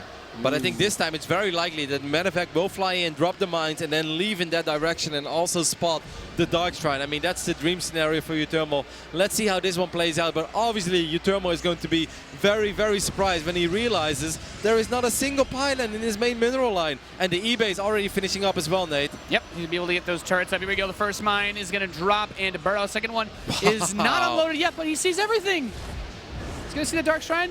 Widowmine's like, well, if you shoot the Mothership Core, it actually doesn't one-shot it unless it's taking damage. Yep. So he's like, well, I won't waste it here. I want to try to get probes, and because of that, he gets nothing. A little bit sloppy, but at the same time, this was still decent for uThermal because he knows what he's up against. Bunker already going up. He should have seen the Dark Shrine, right? Like, this is... Why would that be another pylon, eh? You know, pylons don't normally come in two unless it's a Tasteless and a Narcosis pylon, I guess. Yeah. The backup pylon. Yeah, that's true. He does have two turrets. Okay, yeah, 2 turrets are on the way. Dark Shrine is about to finish up. That one Widowmine's got a 2 hit points. Just tap it. Just push it over. There you go. All right, Liberator in the main base. Pylon not covering that, at least not the pylon that's done. The other pylon eventually will. This is very nice for uThermal. As a Terran player, whenever you can get any sort of non-stop momentum going with your harass, that's when you're starting to feel it. It's a probe He's here. getting into a rhythm, you know. He's hitting him in the left side, he's hitting him in the right side. Now this DT drop is going to hit. Oh, he needs to surround the missile turret. Army's not in position. He's going to at least be able to kill some of these SCVs, and at the very least, he can pick up. Cool. So that's, you know, a reasonable little slap back. Keeps himself quite far ahead in the worker count, but now the Liberator's going to get a couple more shots off. And it's shot teleports inside of the simulator. Yeah, that's actually very annoying for uThermal. But in the end, he will still be able to get 4 additional workers. This is exactly what we just talking about. The worker count's back even again. Yep. It's just both players is slugging at each other left and right. And there's an open area over here as well. There's one pylon that's covering the left side. I'm not sure if that... No, I don't think that pylon's in range. No way. Wow, this is going very well for uThermal. Without Blink, too, he's going to hemorrhage a lot of Stalkers trying to pick that Liberator off. Normally, you don't want to walk into a circle like that unless you got 5 Stalkers. Walking in with 4 is very risky. Well, okay, that's an easy focus fire click. There you go. Stalker's dead. Boom, boom. He's still going to lose at least 1 more. And 2 of them weren't even fighting there. God. Oh, God. This is getting very painful for Neeb. He's losing a tremendous amount of Stalkers. Wow. That's 5 Stalkers, Nate, for a Liberator. And then that mine just hit the main base again, forced an overcharge, hitting him in all sorts of directions. This is a bloody game. This has been a very bloody finals. I mean, they're both just trading punches left and right. And you know, New Gettysburg wasn't really a very fair boxing match, but no. This one isn't perhaps not that fair either. Even though in the numbers, this all looks decent for Neeb. Some people may think like, well, is this really that bad for Neeb? Actually, it is, guys, because he doesn't have anything that's very strong against Tim Bio. He doesn't have a Forge, he doesn't have Resonating Glaives. Blink is halfway done, but this is the type of defensive Blink that's supposed to shoot down a Medevac, that's supposed to deal with a Liberator, but he has already lost so much, and he lost... Oh, no! Oh, 10 probes Oh, my God. The Widowmine behind the Assimilator, tremendous damage done. And during all of this, Neeb tried to go back into the main with his War Prism. He couldn't get anything. Killed a single SCV with his DT. He's been pushed back. And everything that can go wrong this game is going wrong. And this is exactly what we said. uThermal finds himself in this rhythm of non-stop aggression. If it's not Widow Mines, it's a Liberator. If it's not a Liberator, it's a new set of mines. Maybe? Okay. Oof. I mean, overcharge just in time. This one might be able to detonate. Oh. So close. Okay. He's still my gentle heart. I mean, Neeb is on 3 bases. If he can get Resonating Glaives, that's something that Neeb has to get. Because Neeb knows that this won't stay, you know, to Widow Mines and Liberators forever. Eventually, there is a big army of Marines and Marauders. There's 26 Marines and 6 Oh, the War Prism is running into Marines. And bye-bye War Prism. Oh, my God. I think uThermal, with this push, he could put himself up 3-2 in this grand final. A lot on the line right now for this next attack. If you're Neeb, would you sacrifice the 3rd base and try to stabilize on 2? Do you think that's the best call here, or is that like surrendering as well? I mean, you're the Protoss, man. The Terran is on 2 bases. Maybe you can do that, but I think the problem is that he just doesn't have the tech he needs to fight this army. Again, a little bit late of a reaction. GG! Wow. Army didn't even reach his base yet, and uThermal goes up 3-2 in this grand final best of 7 here at the Intel Extreme Masters. Putting up a masterclass of how to non-stop harass with Terran. And that was just getting slapped left and right. That right there, to me, resonates with what Neeb was talking about at the end of yesterday, where playing against Terran, with all that pressure on, it can be so difficult to deal with all these different multi-pronged harass because you're just more stressed out. And I think we're seeing that right there. He crumbled under that pressure. And of course, it's kind of an unfortunate build order for Neeb as well. Neeb is opening up with the Dark Templar drop. That also means that you don't have that many units at home. And then if you play against a proxy where you really need at least a couple of units out there to deal with it, that is not a nice scenario to be in. But at the end of the day, it comes down to execution. But just it already began with there not being any pylons in the main mineral line. It was a very weird base design by Neeb. I mean, I guess it makes sense if you want to hide the Dark Shrine. Like, it made perfect sense on Galactic Process. It does make sense against a macro build, because if you're a Terran, you're probably going to scan by where the base is, right? Because a lot of Protoss will usually on that map put their tech behind their mineral line or somewhere near the Nexus, and then you scan and you see absolutely nothing. You're like, well, this could be Proxy Stargate, TT, Robo, could be anything. And that's where that sort of has the advantage in a way, but obviously did not work out the way that Neeb was hoping for. It's been one hell of a series so far. The next map is going to be played on Dasan Station. We'll be heading to one more very short commercial break, and after that we'll be back and find out who is going to win the Intel Extreme Masters Shanghai.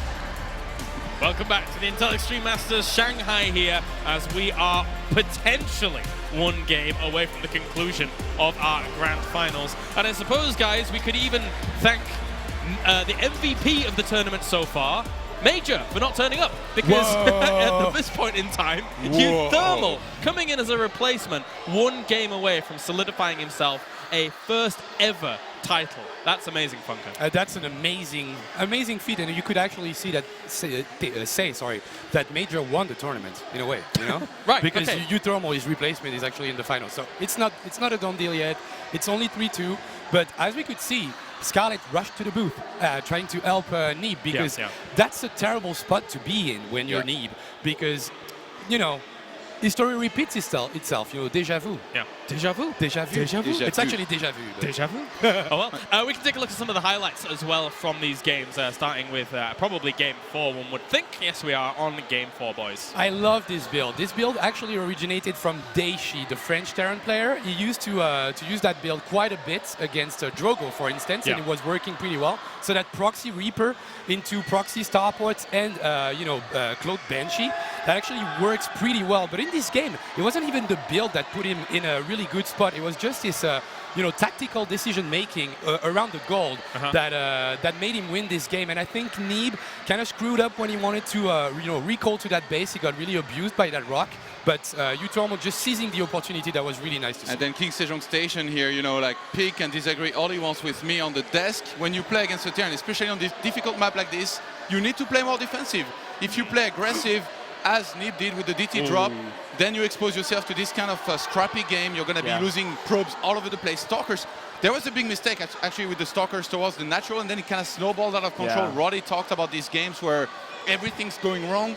That was one of those here for Neeb. Lost the Prism here at the end. I had the flashback of Valencia when that happened against Marine Lord, and this is the worst kind of game for him to be in. It feels like, especially from that game number 5, that it's kind of Neeb fighting against himself, struggling against himself, because when it comes to some of the defensive moves that he's trying to make, he's not quite making them look as pristine as he had throughout the tournament, Pig. Yeah, I think you could be a little bit critical of his pylon placement.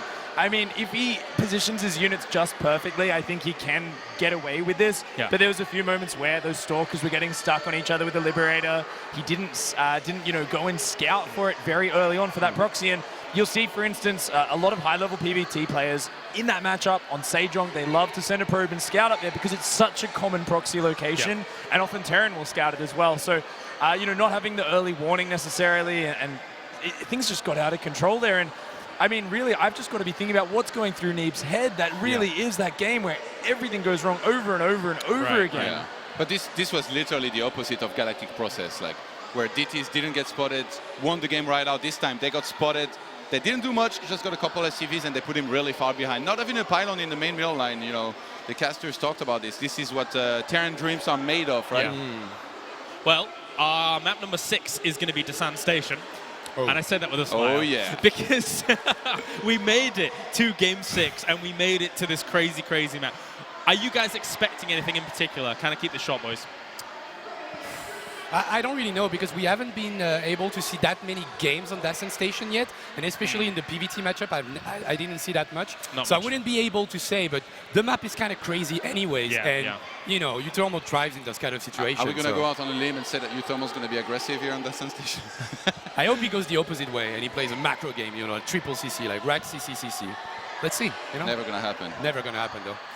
All right, well, thank you very much, guys, as we are about to get into game number 6 on Dasan Station between uThermal and, of course, Neeb. It's handing over to Nathaniel from Rotterdam. Thank you guys for your lengthy, thorough analysis of this match as we are already loaded into the next game, Roddy, to kick off potentially the final map. They are disagreeing so much with each other that we almost missed the entire Game 6. And Nate, I'm going to disagree with all of them, because uThermal actually replaced Pili and not Major, but that doesn't matter. We are looking at the main base of the American Protoss. Can he bring it back? It is Neeb. I'm glad I get to cast with you all the time, Kev, because you are just so on top of everything. And in the top left, we have the man who's one map win away from his first tournament win ever. He is uThermal. Nate, us Dutch StarCraft fans, we had to wait a long time before we could celebrate a champion again after Red won all the way back in 2011. Red won the European Battle.net Invitational. After that, there were a couple of good runs. Grubby made it to the finals of the Intox 3 Masters Singapore 2-3 years ago, I believe, made it to the semifinals of the WCS once. But, we didn't really win anything for the longest amount of time until Harstem recently started kicking things in overdrive. He won the Gold Series Invitational in Shanghai.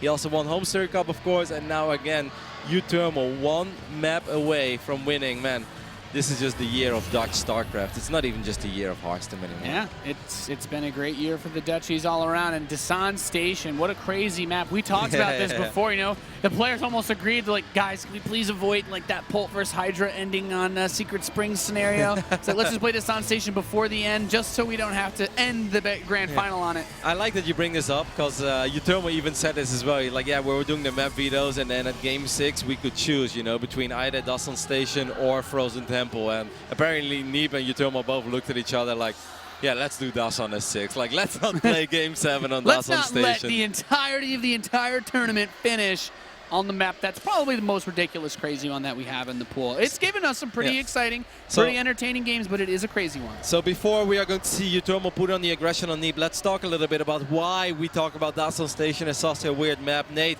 it's obviously because both main bases are incredibly close to each other. It's very weird. Nobody even knows what is your natural. Is the natural the gold? Is the natural what you have in your main base? There's a lot of surface area in the main as well for drops. Obviously, this is the dream map for Tempest, if you can get up to them. But at the same time, it's also easy to avoid the Tempest and maybe swing around with Medevacs and try to drop. Either way, guys, everything you know about StarCraft on different maps in Protoss vs. Terran, does not really matter when you're playing on Dasan Station. It is very, very different, very unique. Take your rule books on how to play StarCraft 2 like a gentleman and throw them out.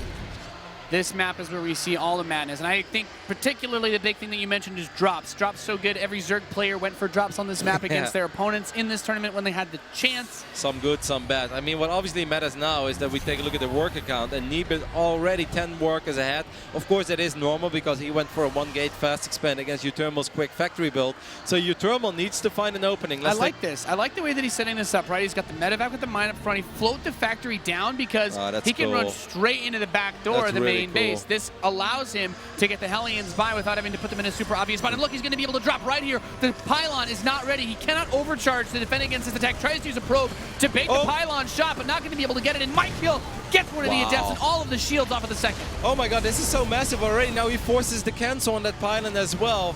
The Mothership Core is going to try to take care of that with a mine. Eventually, Neeb will deal with it. Wow, okay, Neeb actually doing this quite well. He lost both adepts. The Hellions have swung in though, but there was actually an adept as well dealing with one of these Hellions. And the second Hellion is going to be able to go in and try to get that. The Mothership Core, yeah, it's very close. Just barely able to pull back behind the Stalkers. Got to be careful with how far forward you step behind this. There is a Liberator in production. 6 probes have died so far in this game. Still 3 Marines with that Hellion are going to escape to drop again later on. And that's very important because that Liberator, there's no pylon behind that main base. He never rebuilt it. 6 probes is good, but it's absolutely not the end of the world. This is still a lot better for Neeb than the previous game was. And also, he kept his Mothership Core alive. That's also very nice because that's 100 gas you don't really want to spend on anything else in this phase in the game. Here we do have that Liberator, but 2 more pylons being warped in. Neeb on top of things. Neeb wants to bring this to a game 7. And of course, uThermal looking for a way to close this one out. Yep, drop is going to hit back once again. Look at the Observer. The Observer sees everything, sees the Liberator's like, nope, not going to happen. So we will see uThermal pull back. I mean, Neeb feels confident enough that instead of thinking about defending only, as he did follow a couple of Todd's wise words, where it is very important that at least you keep yourself safe at first. After that, you can start thinking about being aggressive, especially against something like uThermal, because you know uThermal is going to be aggressive. It's been part of uThermal's story, and it helped a lot in that last game on King Sejong Station, is that he's not going to always play the straight-up Terran styles. He's a little bit more volatile. Sorry, Nick. Yeah, but I'm just saying he's a little more volatile. You practice against people in Europe or America, guys like Bunny and all them. They're all very straight up players for the most part. But uThermal is going to throw the weird odd ones at you. He could potentially pick off a tech lab with this pretty odd drop of an Immortal and 2 adepts. I do like it though. I like it a lot. The Liberators are not here. He left the Stalkers at home. If this Warp Prism can get nice and close to the tech lab that was researching Stim, well, it's taking a different angle. But this is still going to be really hard. I mean, 4 or 5 Marines, that's not enough to deal with this. Nope, not Immortal with the Widow Mine. There's a Widow Mine in the middle line. Oh, the mine helps kill 1 or 2 of the SCVs, but yeah, Immortal can go ham on its own. 2 Liberators are going to siege up behind this Natural. There's actually no pylon here for Neeb. This is really big, and that drop finally comes back. Wow, this is going to be very hard for Neeb to clean up. I mean, he doesn't have Blink yet, so it's never easy. He can bring the Prism back and try with that, but he still has to wait a long time for it to get home. I think he's just going to try to jump on top of it immediately. He knows that every second that goes by, he's not mining off this, is going to get pretty painful. Wow, Turbo on sieges. Okay, after losing the Marines, he does end up saving both Liberators, so maybe that was a pretty decent call. Yeah. Man, what a game so far. I felt like he could have traded against the Stalkers. I wouldn't have minded that, but maybe he's thinking about the follow-up push with 1-1 and Stim. Once again, if you guys just joined us, it is championship point for uThermal. If he wins either this or the next one, then he will crown himself the Intel Extreme Masters champion of Shanghai in 2016, and that would be his very first Premier League victory of his career. Yep, a lot on the line. Premier tournament, I should say. Premier tournament victory, yeah. Here is a lot on the line. And look at this. Ooh. He's going to Stardust build. He's just going to proxy 5 gateways in the bottom left corner of the map. And that's a name I haven't heard in a while. And an expand while we're at it to sprinkle in a little bit of Haas. Cheeky, as they say, Roddy. Dirty, as some of the Terrans like to call it. Now, I'll tell you what, man, I haven't seen this since they're playing on Entombed Valley. It's a long time ago.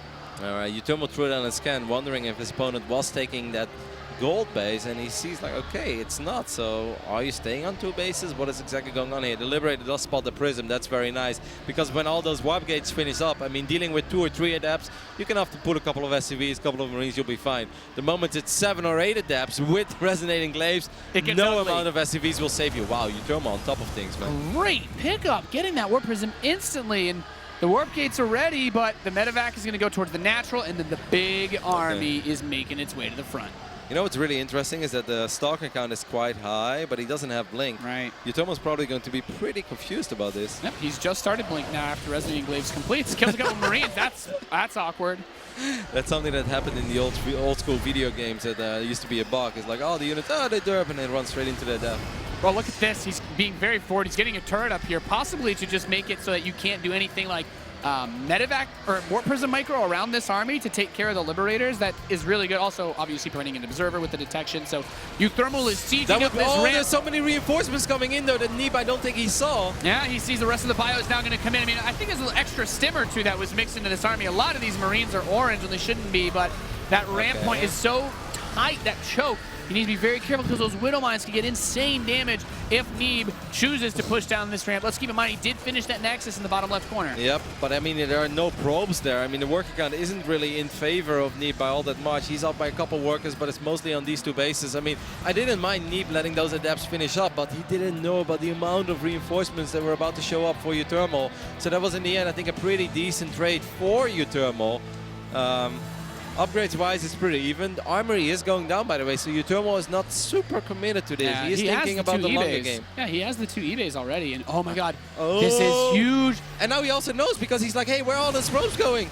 This isn't some sort of weird cheese. You're a Protoss, you don't pull workers. He sees all these probes are going to start to die. The army cannot chase. He never turned the probes around. He's going to run straight into that base. All those warp gates. Now, how are you going to defend all these potential points of attack in a situation like this? Those two medevacs may have very well won the Intel Extreme Masters for uThermal. This is not a good fight for Neeb to take either. All those adepts insta-wrecked by the Widow Mine. Still has a Liberator on the ramp. It's killing Stalkers. 7 probes dying. All of these adepts getting picked off. And well, this game just fell apart real quick for Neeb. A fairy tale tournament so far for uThermal. He replaced Pili. Wasn't even supposed to participate in this tournament, but the moment he stepped up, Nate, he has played phenomenal. He has absolutely not won this game yet, but in Game 6 of this Grand Finals, things are starting to look better and better for the Dutch Terran player. The biggest thing is he has to use his momentum right now. He pushes up the ramp into the main base, kills that pylon, and is looking to continue advancing towards that Intel Extreme Masters Championship. His income is extremely limited. There's so many units in the left bottom. There are so many units of Neeb in the left bottom side that will not be participating in this fight, which will allow uThermal to just slowly but steady make his way forward into the main base of Neeb. And there's too many Liberators for him to crack. If he attacks into this with this many Marines underneath, he's going to absolutely annihilate this army. He needs all of his forces, and he needs to somehow catch him off guard, but I don't think that's even possible anymore. It's going to take one big blink where Neeb tries to clear this whole army and go for a counterattack. But I don't know if that's going to happen. There's the big blink. He's going to jump in. One Liberator down, second one down. He's focus firing the Stalkers. The Liberators are ripping the army apart. I think uThermal is going to be able to secure this championship after just one more fight. He's continuing to advance. More Liberators on the way, +2 attack on the way. The Cybernetic Score is dead. Wow. No more Stalkers, no more anti-air. Nothing that can deal with these Liberators, these freedom droppers of our Terran. Amazing performance by the Dutch Terran. The Dutch StarCraft players will have back-to-back victories in Shanghai as uThermal shooting up the final units. uThermal is your Intel Extreme Masters Shanghai champion. Wow. Just wow, Nate. Man, he played so incredibly well. A true fairy tale performance for this man. Once again, wasn't even supposed to participate in the tournament. He replaced Pili and he decided, well, Nate, if I'm here, I may as well just take it all. $16,000 and that beautiful trophy. That's gotta feel good, man. uThermal, such a nice guy, hard-working player coming out here, and I think really carrying that Terran banner for a lot of people when they've looked at this bracket. Just absolutely amazing. And this has just been such an awesome thing to be able to see. Thank you guys so much, everyone that's come in to watch and support this young man in this awesome tournament as he takes his first trophy.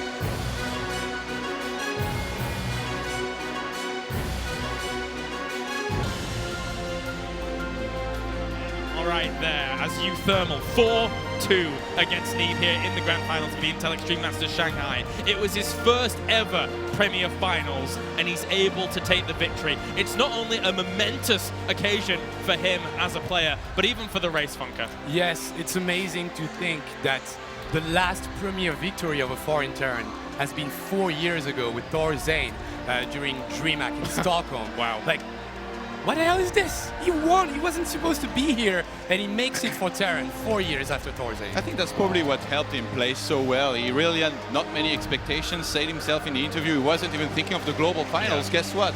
He gets a lot of points, 1,000 points. He does rankings, and he's on the verge of breaking into top 8 here with a strong performance in Montreal potentially. Yeah, you're totally right. He'll still be at 11th place now with that victory. But that being said, now he's within reaching distance, as you mentioned, if he does well at WCS Summer. But, I mean, let's focus on the now. Look how happy he is. He is beside himself here, taking this victory. As Neeb, unfortunately for him, once again, it's a 4-2 result against him. And there is Yap, who owns AT Gaming, or is the CEO of AT Gaming. So happy for this victory, guys. That's such a beautiful story to see here. And, you know, Mark has been training for so hard for so long, and he's dreamt of being up on that stage holding that trophy. And I feel like from talking to him, he really didn't expect this to happen. Yeah. He kind of had thought, hey, if I can get a few top 4 placements at some point in my career, that would be the dream come true. And now he gets to stand up there and hold the trophy in front of the fans, and I don't know, it's so cool to see that success finally come to a player. I think he's had a lot of doubts himself too, you know, started referring to himself as a streamer for some time, was doing a lot of streaming, rather than calling himself a pro gamer, so now he definitely is a pro gamer here with this win, and he's a Terran that's there's going to be a lot of expectations on going into the next tournaments here with being our champion. Yeah, because he can really shake up the balance going forwards in WCS Summer, actually moving on forwards here. Funker, I mean, watching him win that, it's almost as if he came into the tournament with a devil-may-care attitude. Yeah. Really kind of, I'll see how I do. I'll bring out these crazy builds and see how it goes. And it pushed him all the way. Yeah, exactly. I think he's pretty much of a YOLO Terran. And coming here without any preparation whatsoever. I mean, he trains quite a bit, but he wasn't preparing for this event particularly. And he didn't know that he was about to play. And yet, he comes with a fresh attitude, fresh build orders, lots of different ideas to approach the matchups. And he gets it in the end. Really sad for Neeb too, because that's the second final that he loses 4-2. But I mean, uThermal has been just great on this tournament. We can take a look at some of the highlights from these games as well, actually, as things go on, especially into that game 6, of course, here on Dasan. Yeah, uThermal started to once again aggressively as we anticipated. He was able to do some damage here and there. This counter drop did a little bit, but then he ended up losing the Immortal, leaving it behind. And uThermal, again, as soon as you start giving him some air here for, you know, these Liberators to fly in, prevent a little bit of mining, he's going to be in comfort zone. That was a great siege here. Forced the Protoss down the ramp, and he took a really bad fight, not seeing the bio that was coming from the left-hand side. This time he actually shows up his ninja expansion while you know, transitioning some probes over. But once again, uThermal just everywhere on the map, and in terms of execution, not making any mistakes and just going for what he has. Like for instance, when he was doing this first siege, he has an SCV just lying around. Let's build a turret. I'm gonna kill an observer. He's not gonna see my mines anymore. Like there's so much thing that he does that nobody else does. You think and it's amazing. You think Maru was taking some notes from uThermal for the Pro League finals? Are you on about Master or Mara? Never mind. All right, okay. So, of course, Pig, seeing that how it's gone, it really felt like uThermal was able to kind of force his will upon Neeb a lot through that series. It kind of felt like he was dictating a lot of the pace of those games. Really clever build choices by him. Yeah, it's a relatively new map pool, but the players have started to adjust. But he came in, that Apotheosis build, the Proxy Reaper into the Banshee. He dug deep and he did some clever things to throw Neeb off balance. Neeb, we kind of talked about it very briefly. He was battling with his own kind of pressure here, and uThermal just poked him in the right spots to throw him off balance. The proxy on Sejong Station, and that range of builds, the constant aggression, uThermal played it very well, very balanced, and I was just amazed that the builds kept working out so well. He was just very clever decision-making, very precise execution. If New Gettysburg hadn't have been the third map, could we have seen him even a 4-1 here? I mean, looking at how it went, it really felt like that was the only map that Neeb gained a lot of traction against uThermal, and the other ones, it kind of seemed a bit of a mishmash, really, for him. Yeah, I agree. I don't know if we can say for sure it would have been a 4-1, but I agree with what you said. Like it was the only map where we could feel Neeb getting some, you know, getting some power, getting some traction onto that best of 7. Yeah. But every single other map, which in a way, I mentioned that the first game would be so important. uThermal takes it and then loses 2 games in a row. I'm like, okay, I think that analysis was a little bit wrong. But then after that, he just picked it up again, going a little bit more aggressive, going for the YOLO builds, and it worked perfectly. Frozen Temple as last map would have been very interesting actually to end things on. I guess we won't get that answered for now on how it would have gone, but maybe in a potential future tournament, maybe in Montreal, a cheeky rematch, I wouldn't mind. Yeah. Could be pretty exciting. Of course, Montreal uThermal suddenly is going to be thrust into the spotlight as, hey, Terran fans, you've got a new Terran hero out there. You've got this guy who's just shown he can compete at this level after, you know, being in and out of the spotlight, being up at the top level, falling off a little bit. Now suddenly, bam, he's shown he's got what it takes. So I think there's going to be a lot of, you know, interesting races for those last couple of spots at BlizzCon. Yeah, for sure. What a way to end this tournament here for the Intel Extreme Masters Shanghai, with uThermal taking the final 4-2 and crowning himself after coming in as a replacement. We're going to head over to Lycan at the couch to hear what our champion has to say here in Shanghai. All right, thank you, Kalaris. We are here with our champion, uThermal. An excellent series, taking the victory over Neeb 3-2. Very awesome. I'm sorry, 4-2. Really well done. Not only did you win $16,000 as the Intel Extreme Masters Shanghai champion, but you are also the G Fuel MVP. Along with that, it's going to come a G Fuel trophy that's going to be mailed to you, and a year's supply of G Fuel. Right there. So let's get serious for a second. I want to know how you feel. That's probably the most important thing. You just did it. You were an invite, or you weren't an invite. You were a last-minute replacement. Yeah. Talk to me. Well, the replacement thing is really small in, you know, compared to the other feelings. It's just a lot of people think I'm new to the scene, but I played my first international tournament 5 years ago already. So it felt like a really long time. I was actually on the verge of giving up because I hadn't been doing too well. And then to win right now and make the dream come true eventually is just fantastic. That's awesome. 16 grand's a lot of money. I want to know what's something ridiculous you're going to buy. Something ridiculous? Probably nothing ridiculous. I'll probably get my driver's license and maybe a car. And I'm also moving to another apartment probably, so it'll take some of my money. Oh, this is awesome then. All right, let's get down into the series. Neeb has been an awesome player this whole series. 3-0 every opponent until you're the first person to take maps on him. Yeah. I want to know, like, what do you think about your opponent and how he played and how you kind of put out the fire of Neeb? Yeah, so the first important thing was that I did notice that he played the finals correctly, because a lot of people that are new to finals tend to just play macro build, standard stuff, and that's not what you're supposed to do. So for example, what he did on Galactic Process, just DT, it's like a bit of a risk, but it's smart to do. Just like taking risk is smart. So he was playing the grand final great, but also one of the notes was on my tablet that he was a person who gets nervous for big matches, and it was really noticeable. I don't know if you guys noticed, but when I did multiple harassments, sometimes he would just lose 20 probes, 30 probes. So I think he played the finals correctly, but he was a bit too nervous. Control's a bit shaky, so. Yeah, I feel like he definitely had some control like in the beginning of the series, but then I noticed on Apotheosis, where you began to just like walk all over him with Liberators. You were, you know, knocking down rocks. You got a fantastic position at the third. You took out the gold.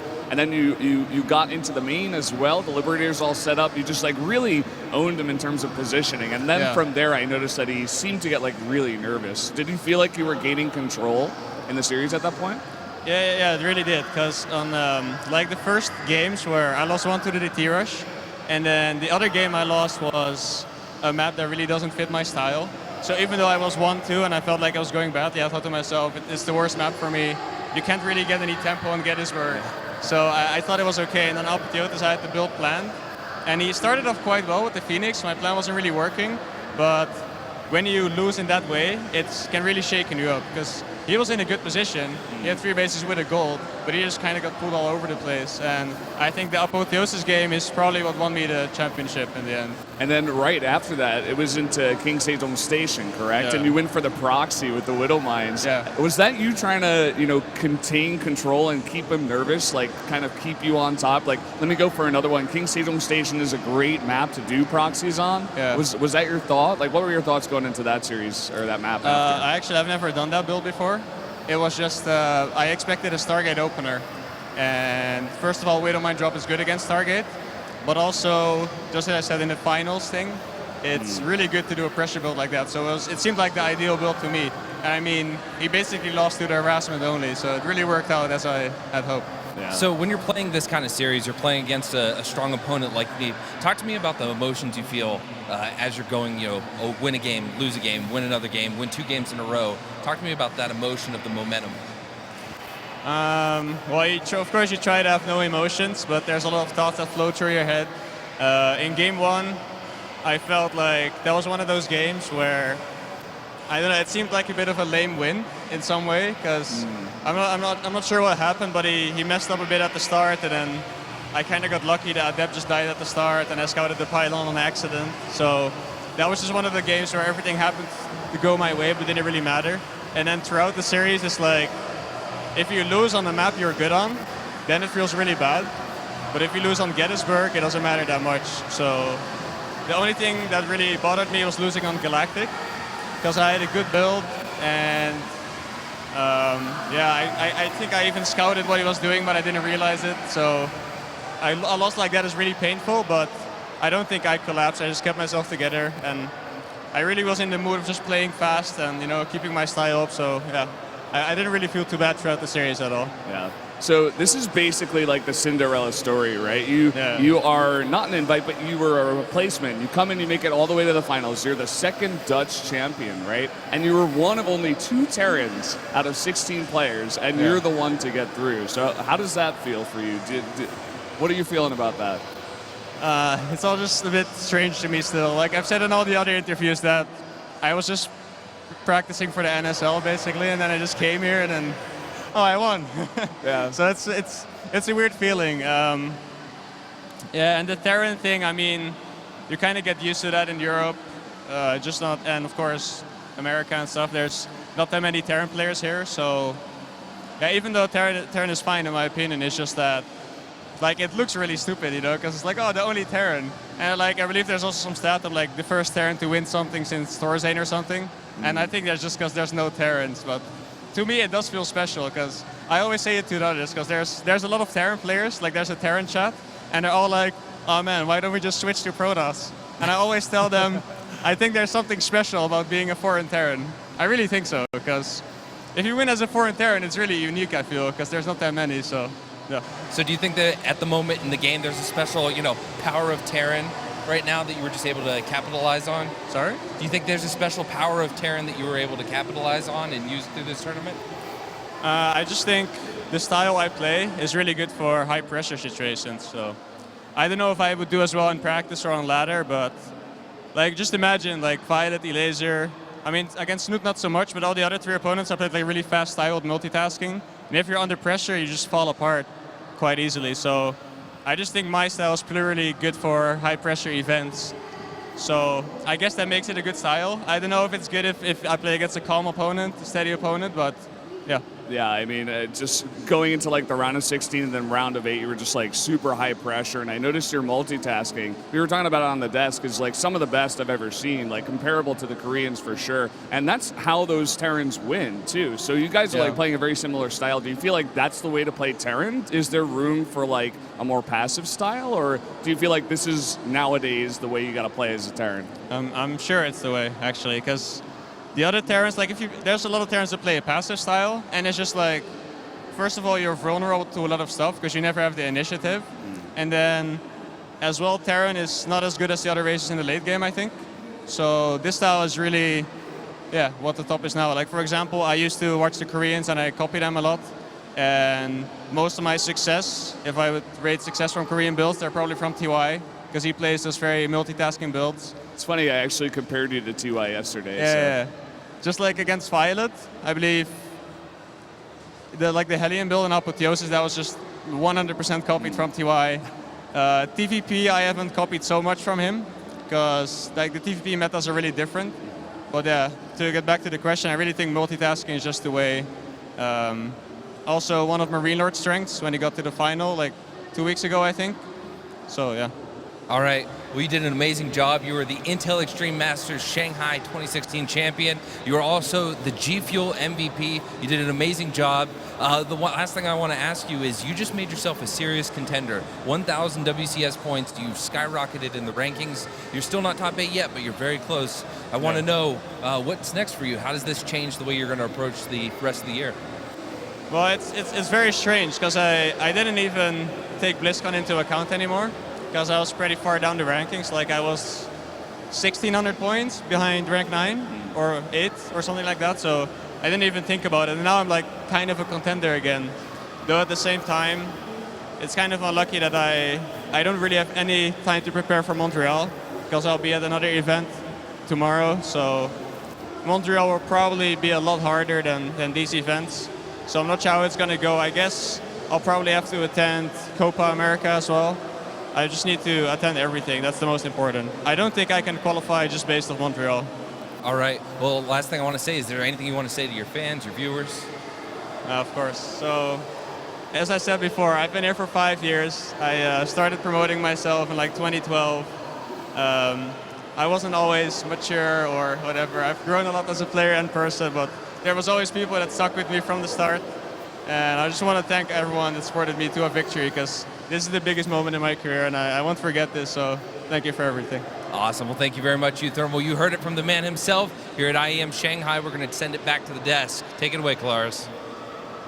Great words from uThermal there, and indeed he is right. I remember, again, back in WCS in the Netherlands 2012, that guy showing up, playing his heart out there, and he's been trying ever since, and this is his first Premier title, Funka. Fantastic stuff. Fantastic stuff, and once again, Europe best region, I think. Ooh. We can say that again. I mean, Neeb beat the European Protoss, but he didn't beat the European Terran. I'm glad Nathanias and Rotterdam aren't here. Although Rotterdam has his Dutch champion now, so that's okay. Yeah, and Nate has a Terran, so he doesn't completely lose. Yeah. But we'll take that win for Europe. Gladly. We didn't quite predict it, but we'll take the win for sure. Yeah. uThermal was pretty happy, but I don't think it has quite fully kicked in yet. He's the G Fuel MVP of the tournament. A full year of supply. Far more important than the actual title itself, maybe. That's pretty crazy. Definitely. I mean, WCS points, they're kind of worth something, but G Fuel.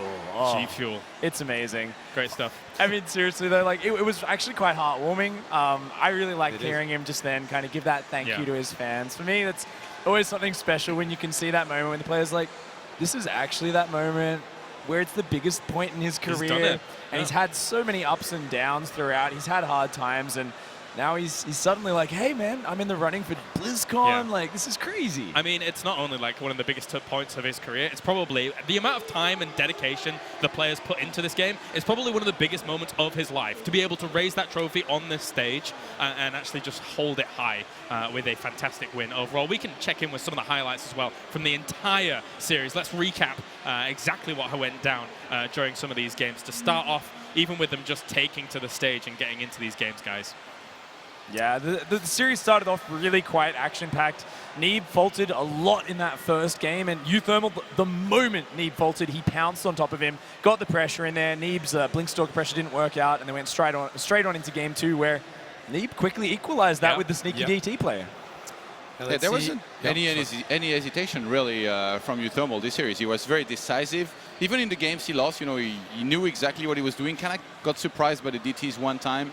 And then here the defense was way too solid on a map that he said himself doesn't really play well to his style, because he likes to be very aggressive. I was really happy to hear that he actually kept his calm, you know, thinking that's not a map that I could win, or actually I'm not really favored on this one, so that's okay. I'm gonna go on maps that I'm really more comfortable with, and he actually showed it, like going to King Sejong Station, playing an amazing game, doing a YOLO build that he's never done before, getting the connection of mines that he needs to, and being able to finish things off on Dasan Station. Yeah, I mean, having the instincts to play Dasan Station with such limited practice it's a big ask. There's so much pressure on both players in this tournament, and I loved Neeb's play here. Like, taking the hidden third in the bottom left, and his defense in the early stages were great, but eventually uThermal just picked him apart, and I mean, he earned that trophy, man. He deserved every single bit of it. Yes, he did coming in. What a road he has had through this tournament. Snoot 3-0, Elaser 3-1, taking out Violet 3-2 in a close series, and then coming to the very end, 4-2 in favor against Neeb. uThermal, actually, I feel like with the people that he just beat, he should even be getting even more points because these guys are pretty high ranked in WCS rankings, right? True. Like these guys were all like top 10, right? The funny thing, almost every single member of this tournament was like in the top 13, apart from like 1 or 2 or 3. And this guy beat 4 of them, so yeah, so good. Hopefully he can keep the momentum going. I like that he's very realistic about it as well. He's like, well, you know, I'm not going to have much time to prepare for the next tournament. He's staying over here in China to play a tournament for the next 2 days or something. Yeah. And I think his mindset is great right now. No matter what, he's already practiced a lot. He's got a lot of great builds. And he goes into series, you know, knowing what he's going to do on every single map. Doesn't let the map losses get to him too much. And I cannot wait what uThermal has in store for us in the next tournaments.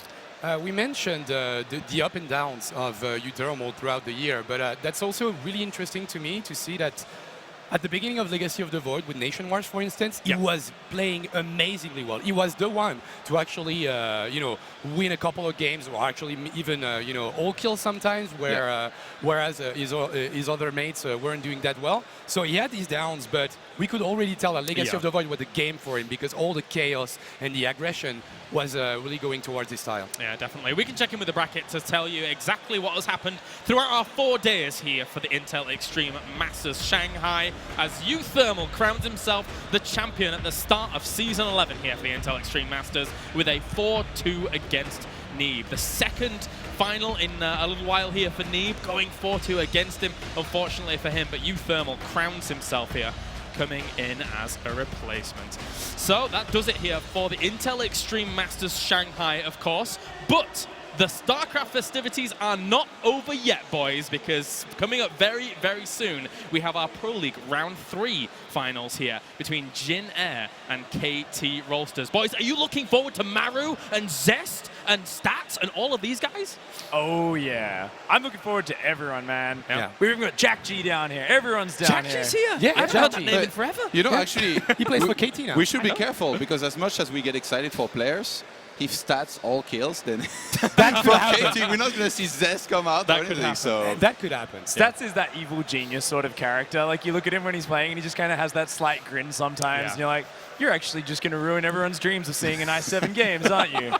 Of course, we shall get into that in a little bit more detail in just a little bit. For now, make sure to stay on this channel for the Pro League Round 3 finals, as in about 40 minutes or so, we will be kicking that off at 12 local time. So don't go anywhere. The Intel Extreme Masters Shanghai is done, but very, very soon, Pro League Round 3 finals begins.